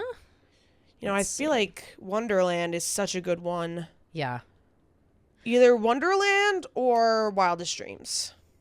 Wildest Dreams is a really good one. Yeah. I might go with... It's hard to choose, kind of. Yeah, it is. I'll go Blank Space. I like that pick. I think Blank Space works for it. I wasn't going to, it's, you guys know it's my fave, but I think it does work for the theme. No, it definitely does. Yeah. Okay, now Rep. Reputation. Ooh. Rep is hard. Yeah. Because Rep is so good being named Rep. Yeah, Rep is just like perfect name. Maybe. Oh, this is hard. This is really hard. I kind of like Getaway Car. Getaway Car is really good. Yeah. That might be. Because some of them are so wordy. Don't blame me. I think I would pick Don't Blame Me. Don't blame me for me.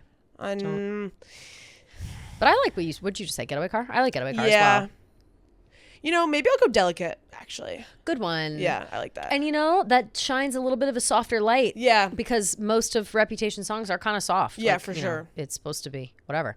All right, Folklore's next. Folklore. Let's see. Mirrorball. I think Mirrorball might be the perfect choice. Yeah. I obviously want to say The Lakes. Right. But I'm not saying that with my whole heart. I think I'm with you on Mirrorball. Yeah. I think it has to be. Yeah, it has to be Mirrorball. Yeah. Mm-hmm. And then Midnights. Oh, Midnights is such a good name. It really is. Like, I don't know if I'd ever change the name of Midnights. Right. Like, if anything, maybe I would just change it to Midnight Rain. Could be. Kind of like that. Midnight Rain for Midnight Rain is really nice. Yeah. I like that a lot. I could do Midnight Rain for sure. Yeah. Antihero I like too. I like Antihero. I also like Lavender Haze. Yeah. I think Lavender Haze could be good. I like Lavender Haze too, actually, a lot. I think I'll go Lavender Haze. Cool. Title or first song on the album. The vibes are good, and in that song, she's got the Meet Me at Midnight, so we still get the midnight feel. So true. Okay. Okay, so for me, for debut, I said A Place in This World. For 1989, I would call it Wonderland or Wildest Dreams. Reputation, I would call it Delicate. Folklore, Mirrorball, and the Midnights, Midnight Rain. I would do Fabulous. I would do debut album Teardrops on My Guitar. 1989 would be Blank Space. Reputation would be Don't Blame Me. Yeah. Folklore would be Mirrorball as well, and Midnights would be Lavender Haze. Love. Fun. Cool. Okay. Do we want to read our other ones again and see if we line up? Yeah. I might as well. Yeah, wait. Because I think I have the same ones, but I'm not actually sure. I don't know if I do have the same ones. I definitely did not pick because I said Fearless, Jump, then Fall. But then this one, but now I said The Way I Loved You. That's nice. I said Love Story or Forever and Always. Right.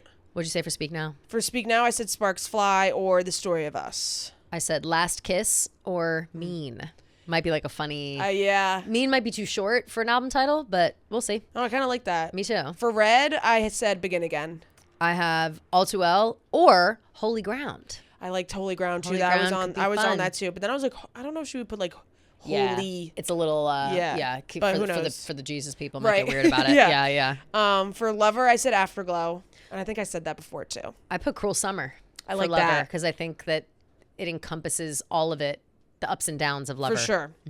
For Evermore, I said Willow. Me too. Yay. I said or Long Story Short. Oh, I like that too. That could be a good I one like too. that actually a lot. Yeah. TTPD, I said it would be funny if she'd called it I Can Fix Him. That's a really good answer. Yeah. That's so funny. But then like for real, I said the manuscript. I said the manuscript. Yeah. I Can Fix Him is so funny. Yeah. Though.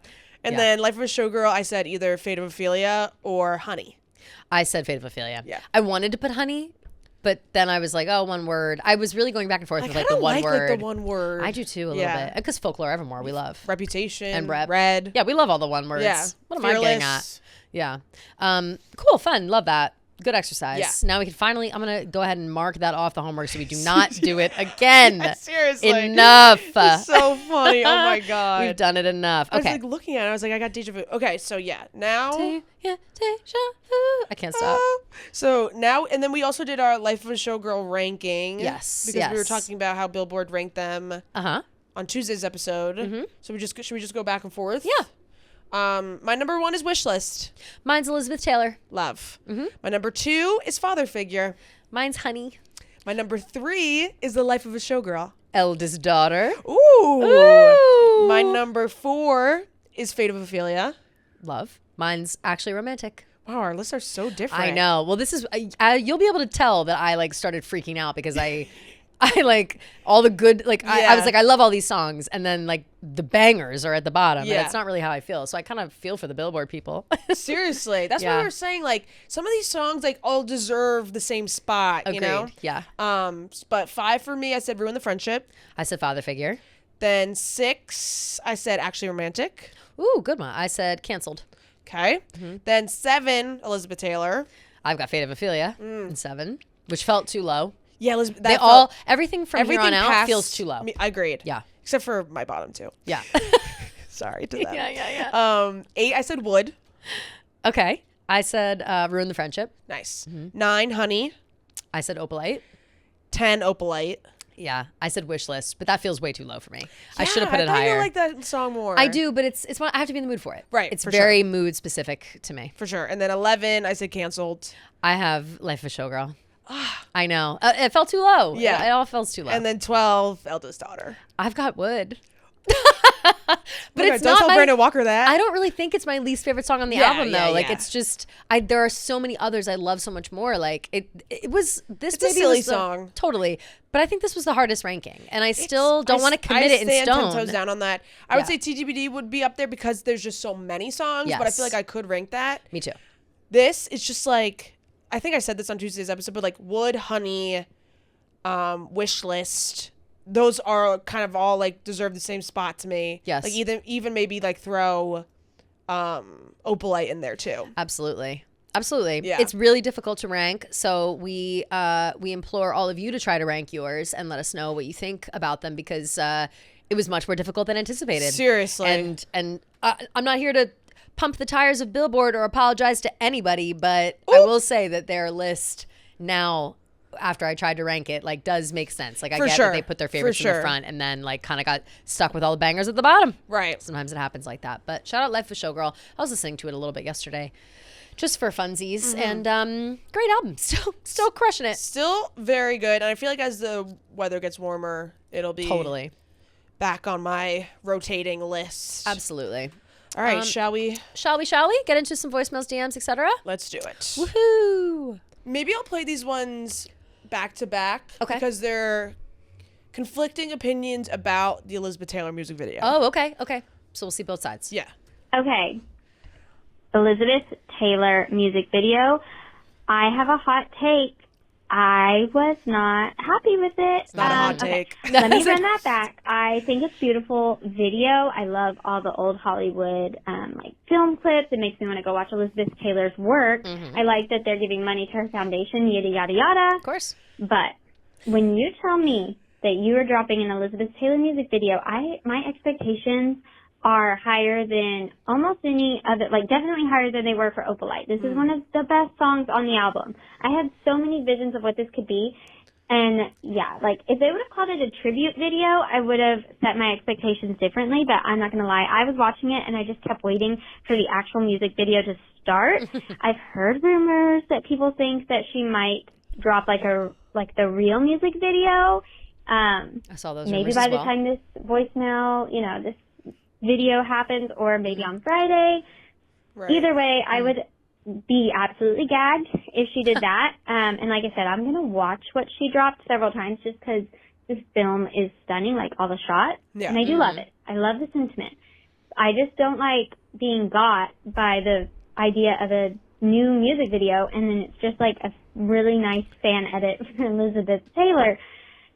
I might be eating crow. Maybe you guys love it. Maybe I'm the only one, but let me know. Bye. Okay. Yeah. But I would say that echoes a lot of what we said. Agreed. Generally. Okay, Yes. So now let's hear the other side. All right. We were expecting a music video, of course. But clearly no one can play Elizabeth Taylor but Elizabeth Taylor. And that is Good point. very true and hilarious. Mm-hmm. But seriously, what was she going to do? Dress up like her? She already did Well- that in the Wildest Dreams video. I think it was perfect for what it was. But I'm also a sucker for fan edits. I mean, I might do a movie marathon this weekend. But let me unfortunately be the crowd chanting more. We all know a father figure music video is coming because of the Easter eggs in Opalite. And Selena. Taylor Watch can help me put this out in the universe. But I need Taylor to put her prosthetics back on and become the man again. Yeah. And I need her Me to play fucking both too. parts, that or Leonardo DiCaprio. What do you think? Love you, girls. Love you. Love you. And Yes. okay, so I feel like both of those voicemails actually were our entire conversation Yeah. about it. Yeah, totally. And I agree with both of those women who Yeah. left those voicemails. I think that I see both sides. I see both sides. Yeah. I'm in the middle. Yeah, yeah. I don't know how to feel yeah. because I don't want to be like, oh, like, Yeah. this is not what I wanted. You know what I yeah, mean? yeah. Like, You don't need a it's- brat. Exactly. But it was like, it caught us off guard to see Elizabeth Taylor music video, and it's not. It's more of a, like the first voicemail said, like a tribute Yes. video to Elizabeth Taylor, and like the second person said, like, what, it is hard to like dress up as Elizabeth Taylor and like portray that in a way that I don't know. I never saw that as like No, weird I think to do. well the fact that she like was Elizabeth Taylor in the Wildest Dreams video like they were talking about. I saw others being like this would have been the perfect opportunity for her to do almost a continuation of that. And I don't disagree. That is Yeah. a pretty good opportunity, but I do like the point of a potential father figure, something coming, because remember Selena Gomez did hint at that. And that would be very Taylor and very funny to like drop this, but then and surprise, bitches, right, like, right, like greedy who's motherfuckers. Who's disappointed now? Yeah, yeah, you greedy yeah. bitches. Like Yeah. this is I'm your father figure. I always got your fucking back. Like if that happens, then we forget about all this. Yeah. Then nobody can bitch about anything. Totally. But I I don't agree know. with the first voicemail, the first girl, where she was like, if they had, labeled it differently, tribute video to Elizabeth Taylor or whatever, like maybe it would have curbed expectations for Yeah, people that are yeah. upset about it. But ultimately, no, there's no reason to be upset. It's exciting. It's cool. It's fun. Yeah. And move along. And now I'm clowning for father figure. I Right. forgot all about that. On to the next one. On to the next. Yeah. We're having a good time. Are we not entertained? Right, exactly. You know? Okay, one more. Yeah. Ellie, Gia, this is Kimmy from Cleveland. What's up, Kimmy? I don't know, a while ago, I was the mom with the Never Grow Up, Oh. Haley's version, original version, sob story. Oh, no. I'll cry my eyes out again. He's about to turn 16. He's doing great. Oh, anyways, listening to the episode where you guys are going and riding hard for chapel. Of course. And as a woman who could be the eldest sister to, say, Kelly, so I'm getting up there, but I'm listening to Taylor watch, so I'm hip with it. But love. Thank you for making my generation so proud of you ladies and just the audacity of these men. Oh my God, I'm literally crying. I did not expect her to say that. Chapel. Like, anyways, love you guys. Love everything. Keep doing what you're doing. So proud of you. Thank you, Kimmy. Oh my God, what the hell, Kimmy? I didn't know you were going to say you were... Kelly cry in the club. Don't say, I can't accept a compliment. Yeah. That's crazy. Wow, thank you so much for saying that. That's so sweet. Nice. It's so funny how different like reality is from the internet. Like the amount of people that were shitting on us for like, not us actually. I feel like I put a tweet that people thought, because Out and About. I was like, why was I getting so much extra hate for Chapel Roan? Because there was a clip on Out and About that went crazy and everybody was so rude about it. And it made me feel delusional for a minute in like our thoughts. Well, remember I said I recorded that show and then I came over here to talk about it with you and it was like a breath of fresh air because we agreed. And we were like, yeah, this is fucking crazy, whatever. Yeah. And it felt like I was finally talking to a person with a brain. And so that in itself is just nice to hear that there are other people that agree. Agreed. Chapel issue, any other issue when it comes to like, I don't know, girls getting unfair treatment online. Like we'll always stand behind us every fucking time. Stand behind a girl. Yeah.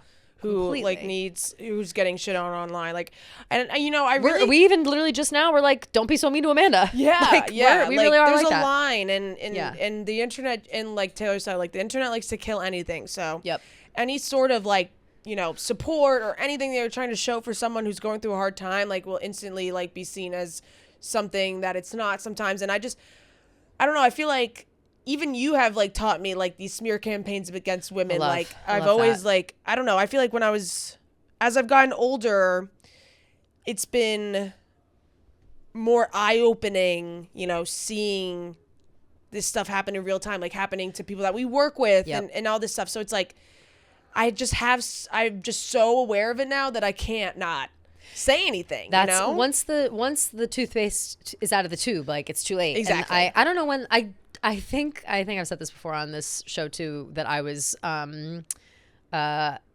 galvanized, or what's the word, activated by the Barbie movie, radicalized. Yes, radicalized by the Barbie movie. Radicalized by the Barbie movie. But there are so many instances of this happening over time and over history. And I guess I think really back to Reputation when Taylor was getting all that shit and it was a smear campaign and whatever. And I remember at the time like being unsure about the like Kim and Kanye of it all, but I don't remember riding as hard for Taylor as I would ride for people now because I didn't know enough then to know that it was they were lying. Like there were lies, there was shit going on, whatever. And so now it kind of feels important to me personally, if I see stuff like this happening, to bring it to people's attention, because I don't think that we need to be in the dark about that anymore. I think it's really, really important for people to recognize when things are real versus fake, and what kind of outrage to jump on or not to jump on because you're being led there like sheep, like by the internet, and it's gotten so out of control, and I don't know, but it makes me feel really good that if anyone is taking it, even you, like if anyone's taking anything away from my constant paranoia about the internet, at least it's just to like keep an eye out for fucking Selena. Like it's just make sure that you know what you're looking at and kind of, don't take everything at face value because people are it's so detrimental. Quick to just attack. Yeah. They're bored. They just want to do that shit. Especially women. Bring other people down. And I had said too that I learned this example the other way with the Mean Girls, where I thought that we were having like a inner office, this is inside Barstool for people that know, but like I thought we were having like an inner office beef thing, and I thought that we could like be bicker and catty and whatever, and it would be fine. But the response to me like starting that fight was like bloodthirst to shit on these women, and that was not good. Like it made me feel like shit. It wasn't a good, I didn't think it was good content. Like I didn't like that, how that all unfolded. It was terrible. And since then, like, I won't pile on a woman like that. Yeah. Like, it's just, or even as a joke, because people can't, there is no nuance anymore. Like, you just can't do that. Yeah. Unless they really know that you're okay. Like, you know, it's like, even with like Jackie bots and on the internet, like, they're disgusting. Like, I think about the like March Madness thing or the Chat Eliminator, where it's like, I got Jackie out and then they picked High Point, whatever. Like, we're fine. Like, we're fine. We're friends. Like, it's all good. Yeah. But the theatrics of the anger and the betrayal and whatever, people take it very seriously, and it's like, you have to make sure you're on each other. Yeah, and you have to make sure you're on the same page. Otherwise, things like that happen, and people just want to pile on. And I just no more. Enough already. With the piling on. Yeah, get a fucking job. Get a hobby. It's too much. Enough. Leave the women alone. Yeah, and some of the men, not all, but totally. Like Barry. Leave Barry alone. You know, my mom sent me that. Oh. She, like, the day, it happened to be like the day we were talking about it. She must have seen it come up. You know, she's like 5 days late on everything. But she sent me, she goes, awful. And it's just what he said. Aww. And I said, we talked about that today on the show out tomorrow. Just awful. I love him. She goes, same. Hate this type of social media. Yeah. Agreed. Yeah. And then my mom also sent me Hollywood Reporter. Taylor Swift sued for the trademark infringing over Life of Showgirl. Real? She asks. Unfortunately, yes. Yeah, unfortunately, yes. That crazy queen. Not your mom, the woman who sued her. Right. Yeah, no, for sure. Oh my God, my bad. Let's get into some DMs. Perfect. First one. Hey girls, I've been thinking of planning a trip to New York. I went once for a few hours to see a friend on Broadway, and it was a pretty horrible and traumatic experience. Oh my God. Mostly because of a frightful Uber driver. Oh gosh. I want to be able to override those memories with new positive ones. Do you have any suggestions for areas to stay or activities or recommendations for what to avoid? Avoid Times Square. Avoid Times Square. And unfortunately, like, Broadway's in Times Square. Yeah. And everybody wants to go to a Broadway show. Always support the arts. Always go to Broadway show, but you got to know that that's the armpit of this city. Like, the worst place you could possibly go, and also worst place to, like, take an Uber to. Is Times Square. Like, you don't take an Uber to Times Square. I would say, don't take an Uber. No. I would say stay in, like, anywhere that's literally not Times Square. I would say Tribeca, West Village, Chelsea, Upper East, Upper West, Brooklyn. That's pretty much it, in my opinion. Lower East Side if you're young. Lower East Side if you're younger. East Village if you're younger. Yeah. Even like Fide area is nice too. Seaport area is lovely. Beautiful. And a lot of outdoor restaurants. They've got Stone Street down there. They do a flea market on Sundays. By Union Square. Union Square is a really nice place to kind of bop around. Madison Square Park also. Shopping over there. Yeah. I would say really just avoid Times Square. Yeah. Like, that's the And if you want to go see a show, take the subway. And just go at night, like, for the show, and then, like, maybe go get dinner somewhere in, like, the West Village, and then, like, head up. And then go up. And the subways, I think people are afraid of the subway system. It's extremely easy. It's very easy. There are signs everywhere, and it's very straightforward. Like, there's no trickery. And if you have, like, Google Maps or Apple Maps, I use Apple Maps. Me and, too. like, if you just type in and then you click the transportation option, it'll tell you what to do. Public transportation, it'll tell you exactly what to do. It'll tell you what to do. It'll tell you when the trains are coming too. It'll tell you how many minutes away they are and whatever. Like, I highly encourage people to use public transportation in New York City always, just because it's easier. But also too, it depends on the time of year you were here. If you were here in the winter time, whatever, it's miserable. But like springtime in New York, summertime in New York, woo! Fall in New York, every other season in New York is great. Yeah, winter's not the best. And like, you can go to Central Park, but like go more up than like the start of Central Park. Like go to like the 80s, 90s. Start on 72nd. That's right in the middle. Yeah. Pretty much. And then just head up. Yep. Definitely go to like the Met. I love that museum so much. The Met is fantastic. One of my favorites. Natural History. Museum of Natural History is on 81st on the west side. You could start there too. Go to the Ramble. That's where I'm always walking. Love the Ramble. If you see, I got to get back on my walking grind now that it's nice out. Yeah, you do. And I think that's going to change my life once I start walking again. Yeah. But and I really I'm always walking in the Ramble. It's like a beautiful little like hiking trail. It's gorgeous. Stunning. Wildlife they have, everywhere. Like, little waterfalls. Yes. It's beautiful. It's right next to the lake, which is also beautiful. All the famous bridges are on that lake, and that's all in like the 70s, low 80s area. Yeah. This might be kind of a crazy thing, but I love Washington Square Park. Oh, I like it too, but I have to be in the right mindset. Yeah, but I kind of love the chaotic chaos of it. And I think you get like a very authentic taste of New York because like it's every walk of every life is going through Washington Square Park. It's also really nice to walk through like during dinner time. Like there's always people hanging around there. It's a good area. Agreed. Very fun. Yeah. There are a lot of good spots. I would say anywhere on the west side you're safe for the most part. in terms of finding things to do. Yeah. Restaurants especially. Yeah, food. The only neighborhood I would avoid just because it's not fun is like Kips Bay, Murray Hill. Yeah. Like, just don't bother with that. Yeah. It's everybody there just graduated college 5 minutes ago, and any bar that's in that area you could go to outside of the city anywhere. Like, it's all chains and not not worth going. Totally. But have fun. Yeah. Have fun and let us know. Let us know where you go, what you do, and if your thoughts and feelings on New York change. Yes. On your new visit. Okay. If you had to pick one song from Taylor to truly know every detail and why behind which one, what would it be? Wow, that's really hard. I always say The Lakes. Yeah. But I feel like that's kind of just like a poem, like a romantic poem. I can kind of get what that's about. Right. It would have to be one that we don't know anything about, right? I would say... I'm trying to think. Maybe I'll go through the discography. Yeah. You know, my first thought was Question. Love. Because I still, like, I get it, but I still, like, kind of don't. You know what I mean? Like, yeah. I don't really understand. Like, sometimes I'm like, what does she mean when she's saying this? Yeah. And although I was thinking High Infidelity, because I want to know where she was April 29th. Also same. Yeah. I think that's High Infidelity feels like a really, really good answer.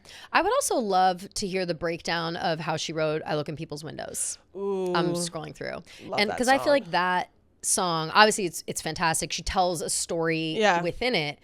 But I would like to know if that story is from life or you just made it up in your head and whatever. Like, whose windows were you looking through? Right. Like, I want to know. I'm dying to know. As a woman who's looked through a couple windows in my time. For sure. Staring. So, yeah. And this kind of sounds stupid, but on the topic of John Mayer, like, is Dear John really John Mayer? Of course it is. Like, it has to be. Well, some people think that it's not him. I forget his name. Something Johnson. She, like, dated some guy. Yeah, but there's no way because of the music riffs inside. She like rips off. Johnson? She like rips off John Mayer's Yeah. You know, it's like I think it's yeah. I think it is, but I think it's safe to assume. I definitely wouldn't ask that if no. She might just offer that up. Be like, by the way, dear John Mayer, right? John. Like that's a quick thing you can do. And she's like, and then moving on. You do that all along. But based off Not of a question. like. Maybe it's really like Midnights that I have the most questions about, just because I feel like she was going through such like a tumultuous time. Totally. So I'm trying to think if I have others. Maybe on Speak Now. Right.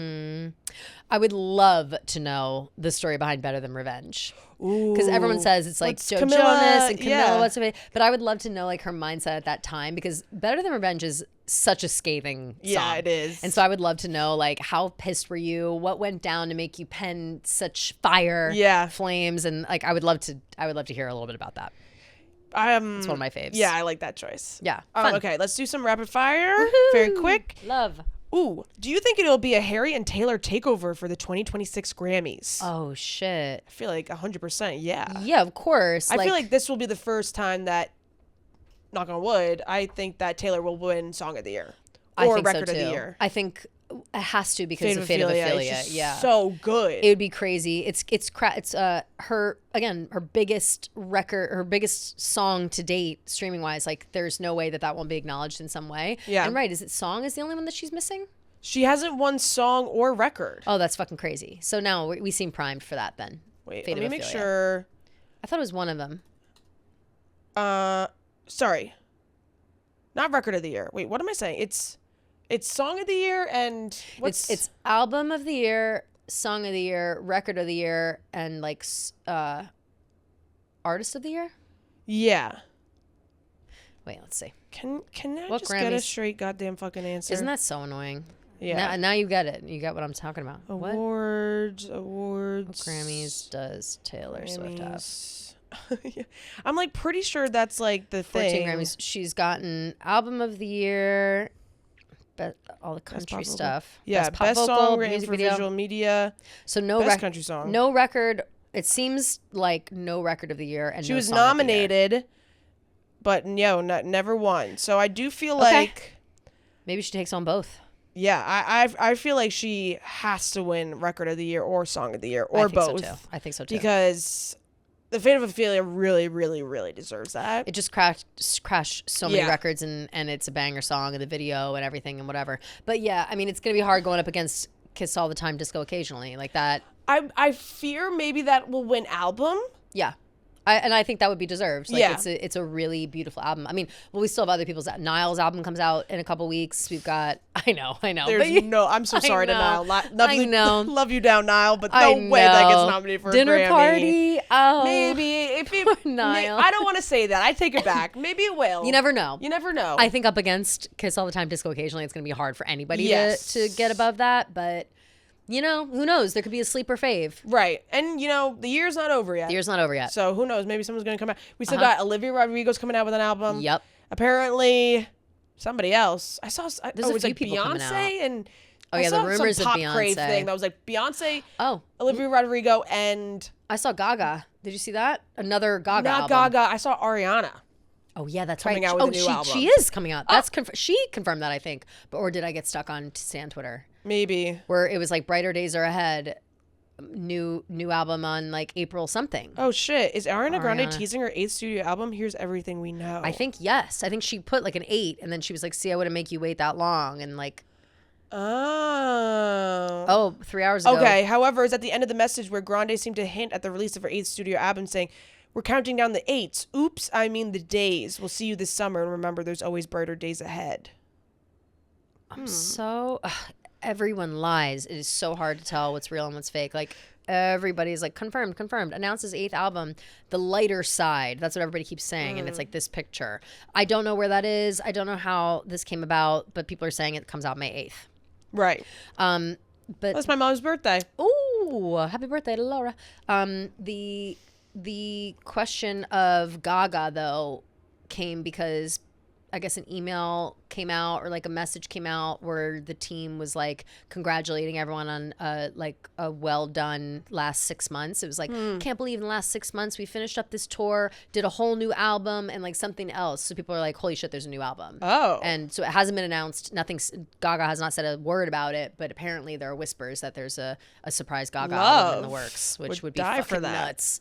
Be so fucking nuts. Seriously. Fuck, marry, kill. Suburban Legends. Is it over now? Slut. Fuck, marry, kill. Let's see. Oh, that's Kill Suburban Legends. Suburban Legends. Marry, slut. Fuck. What's the last one? Is it over now? Is it over now? Yeah. I'm marrying slut big time. I love that song too much. I think I would say the same. Yeah. I might marry Is It Over Now and fuck Slut.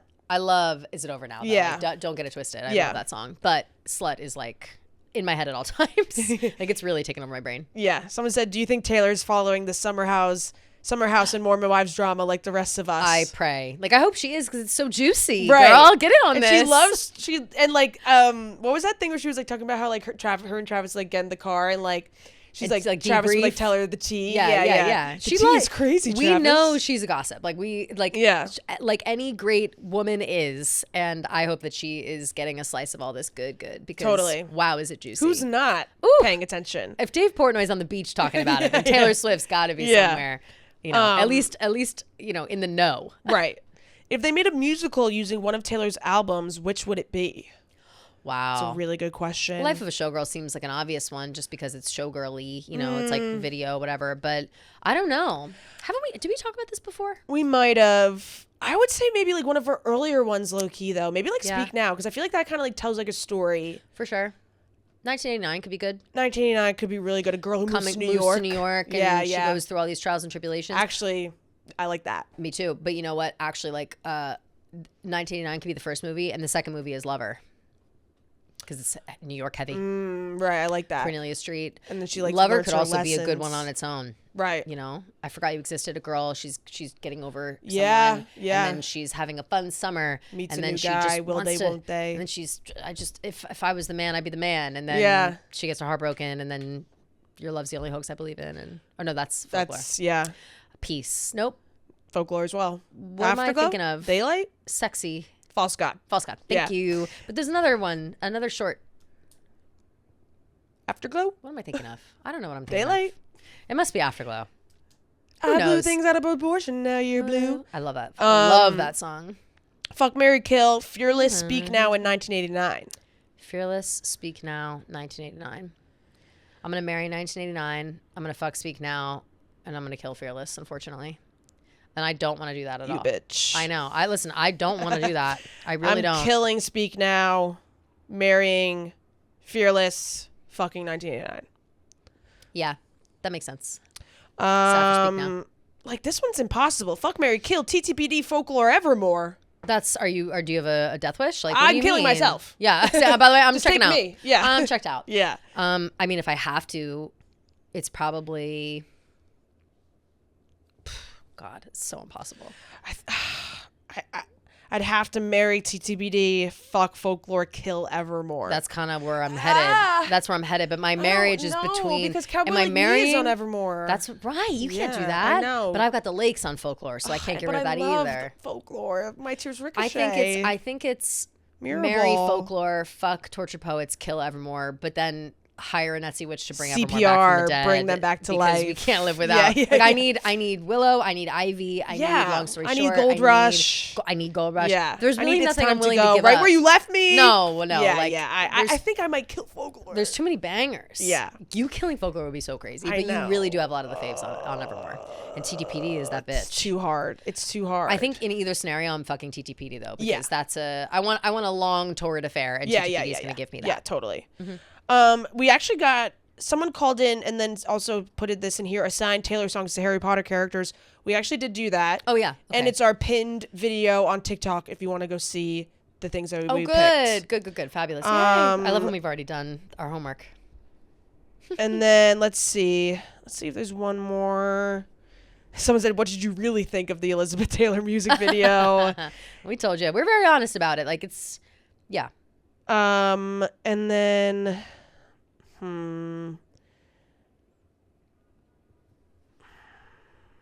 Okay, this one's cute. Favorite Taylor red carpet look? Wow. Great question. For a long time, it was short hair Bob Taylor at the Vanity Fair Oscar party in that long black dress with like gold. a gold, yeah, the long like plunging neckline in the front. Yeah. That was my favorite for a long time. Now, off the top of my head, maybe that green dress that she wore to the Golden Globes with Kelly Teller. Oh, good pick. I love that dress. One too. Gorgeous dress. Yeah. Beautiful hair that night. Yeah.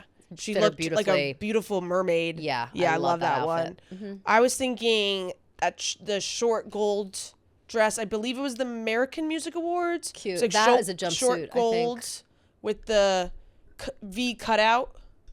And she has like the wavy hair. Oh yeah, you're right. Like That's maybe red the era. ACMs like a long time ago, where she's got like shaggy hair. I think it might be rep era. I think it's before that. Maybe I'm wrong. Right. Hold maybe on. it's red, Taylor like you said. Swift. Short. She's got that choppy hair and yes. dark eye makeup, right? Red carpet. Short gold dress. This one. Yeah.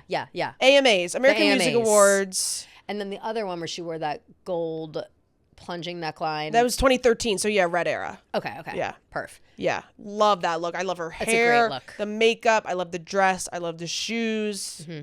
I was gagged by that. Excellent look. Yeah. Love. And I also what about a recent look? I just well, you know, I honestly kind of have bias because this just came up, but I love this. The Toronto Film Festival one. Oh yeah, Gorge. love that. Gorge. Gorge. I just thought of another one that I really like, a street style one. I mean, I really like most of the street style that she wears, but the one outfit that she wore pre Life of a Showgirl, where she went out. I believe it was a Vivienne Westwood set plaid. The like green, orange, and purple that was plaid, cute. like top bottom with like it was very British looking, like the fluffy ascot looking collar and those big chunky heels. Yes. I loved that outfit. Yes. It was very fun. Yeah. Yeah. I really like that one too. And I think the Met Gala, her iconic Met Gala look with of course. Bleachella? metallic Bleachella. I think that'll always be up there for me too. Definitely same. I love that. And I love the shoes. I love the hair. It was iconic. Totally agree. Yep. Love. Oh, fabulous. Slay. What a day. Slaying the day away. Well, thank you guys for calling in, leaving voicemails, writing notes, saying nice things, subscribing and listening and following, et cetera, et cetera. We love you so much. And we'll see you on Tuesday. Oh, you know what? Before we go, Oh. April 13th, we are hosting Olivia Levin Yes. at the Stand. Yes, we are. Well, she's technically hosting us. She has a book coming out We had her on the show a couple months ago, if you guys don't remember, but Swifties for Eternity. Swifties for Eternity, Olivia Levin. She has a book coming out called The Story of Us. We will be at the Strand April 13th. Yes. It's on her Instagram if you want to go check it out, Swifties for Eternity. We've been posting about it, so we'll be posting updates as well. It's in New York. She wrote a book about the story of the Swifties, essentially, like being a Swiftie, growing up as a Swiftie herself, and her experiences. She's been to Secret Session, and so like she's got really good insight and really fun. The book is beautiful, and she asked us to moderate her book discussion, which is so fun and exciting. We're both really, really excited to do that. So April 13th, if you got nothing going on and you're in New York City, come through. Yeah, it'd be so super, super fun. Yay, amazing. All right, we will see you guys next week. Love you guys.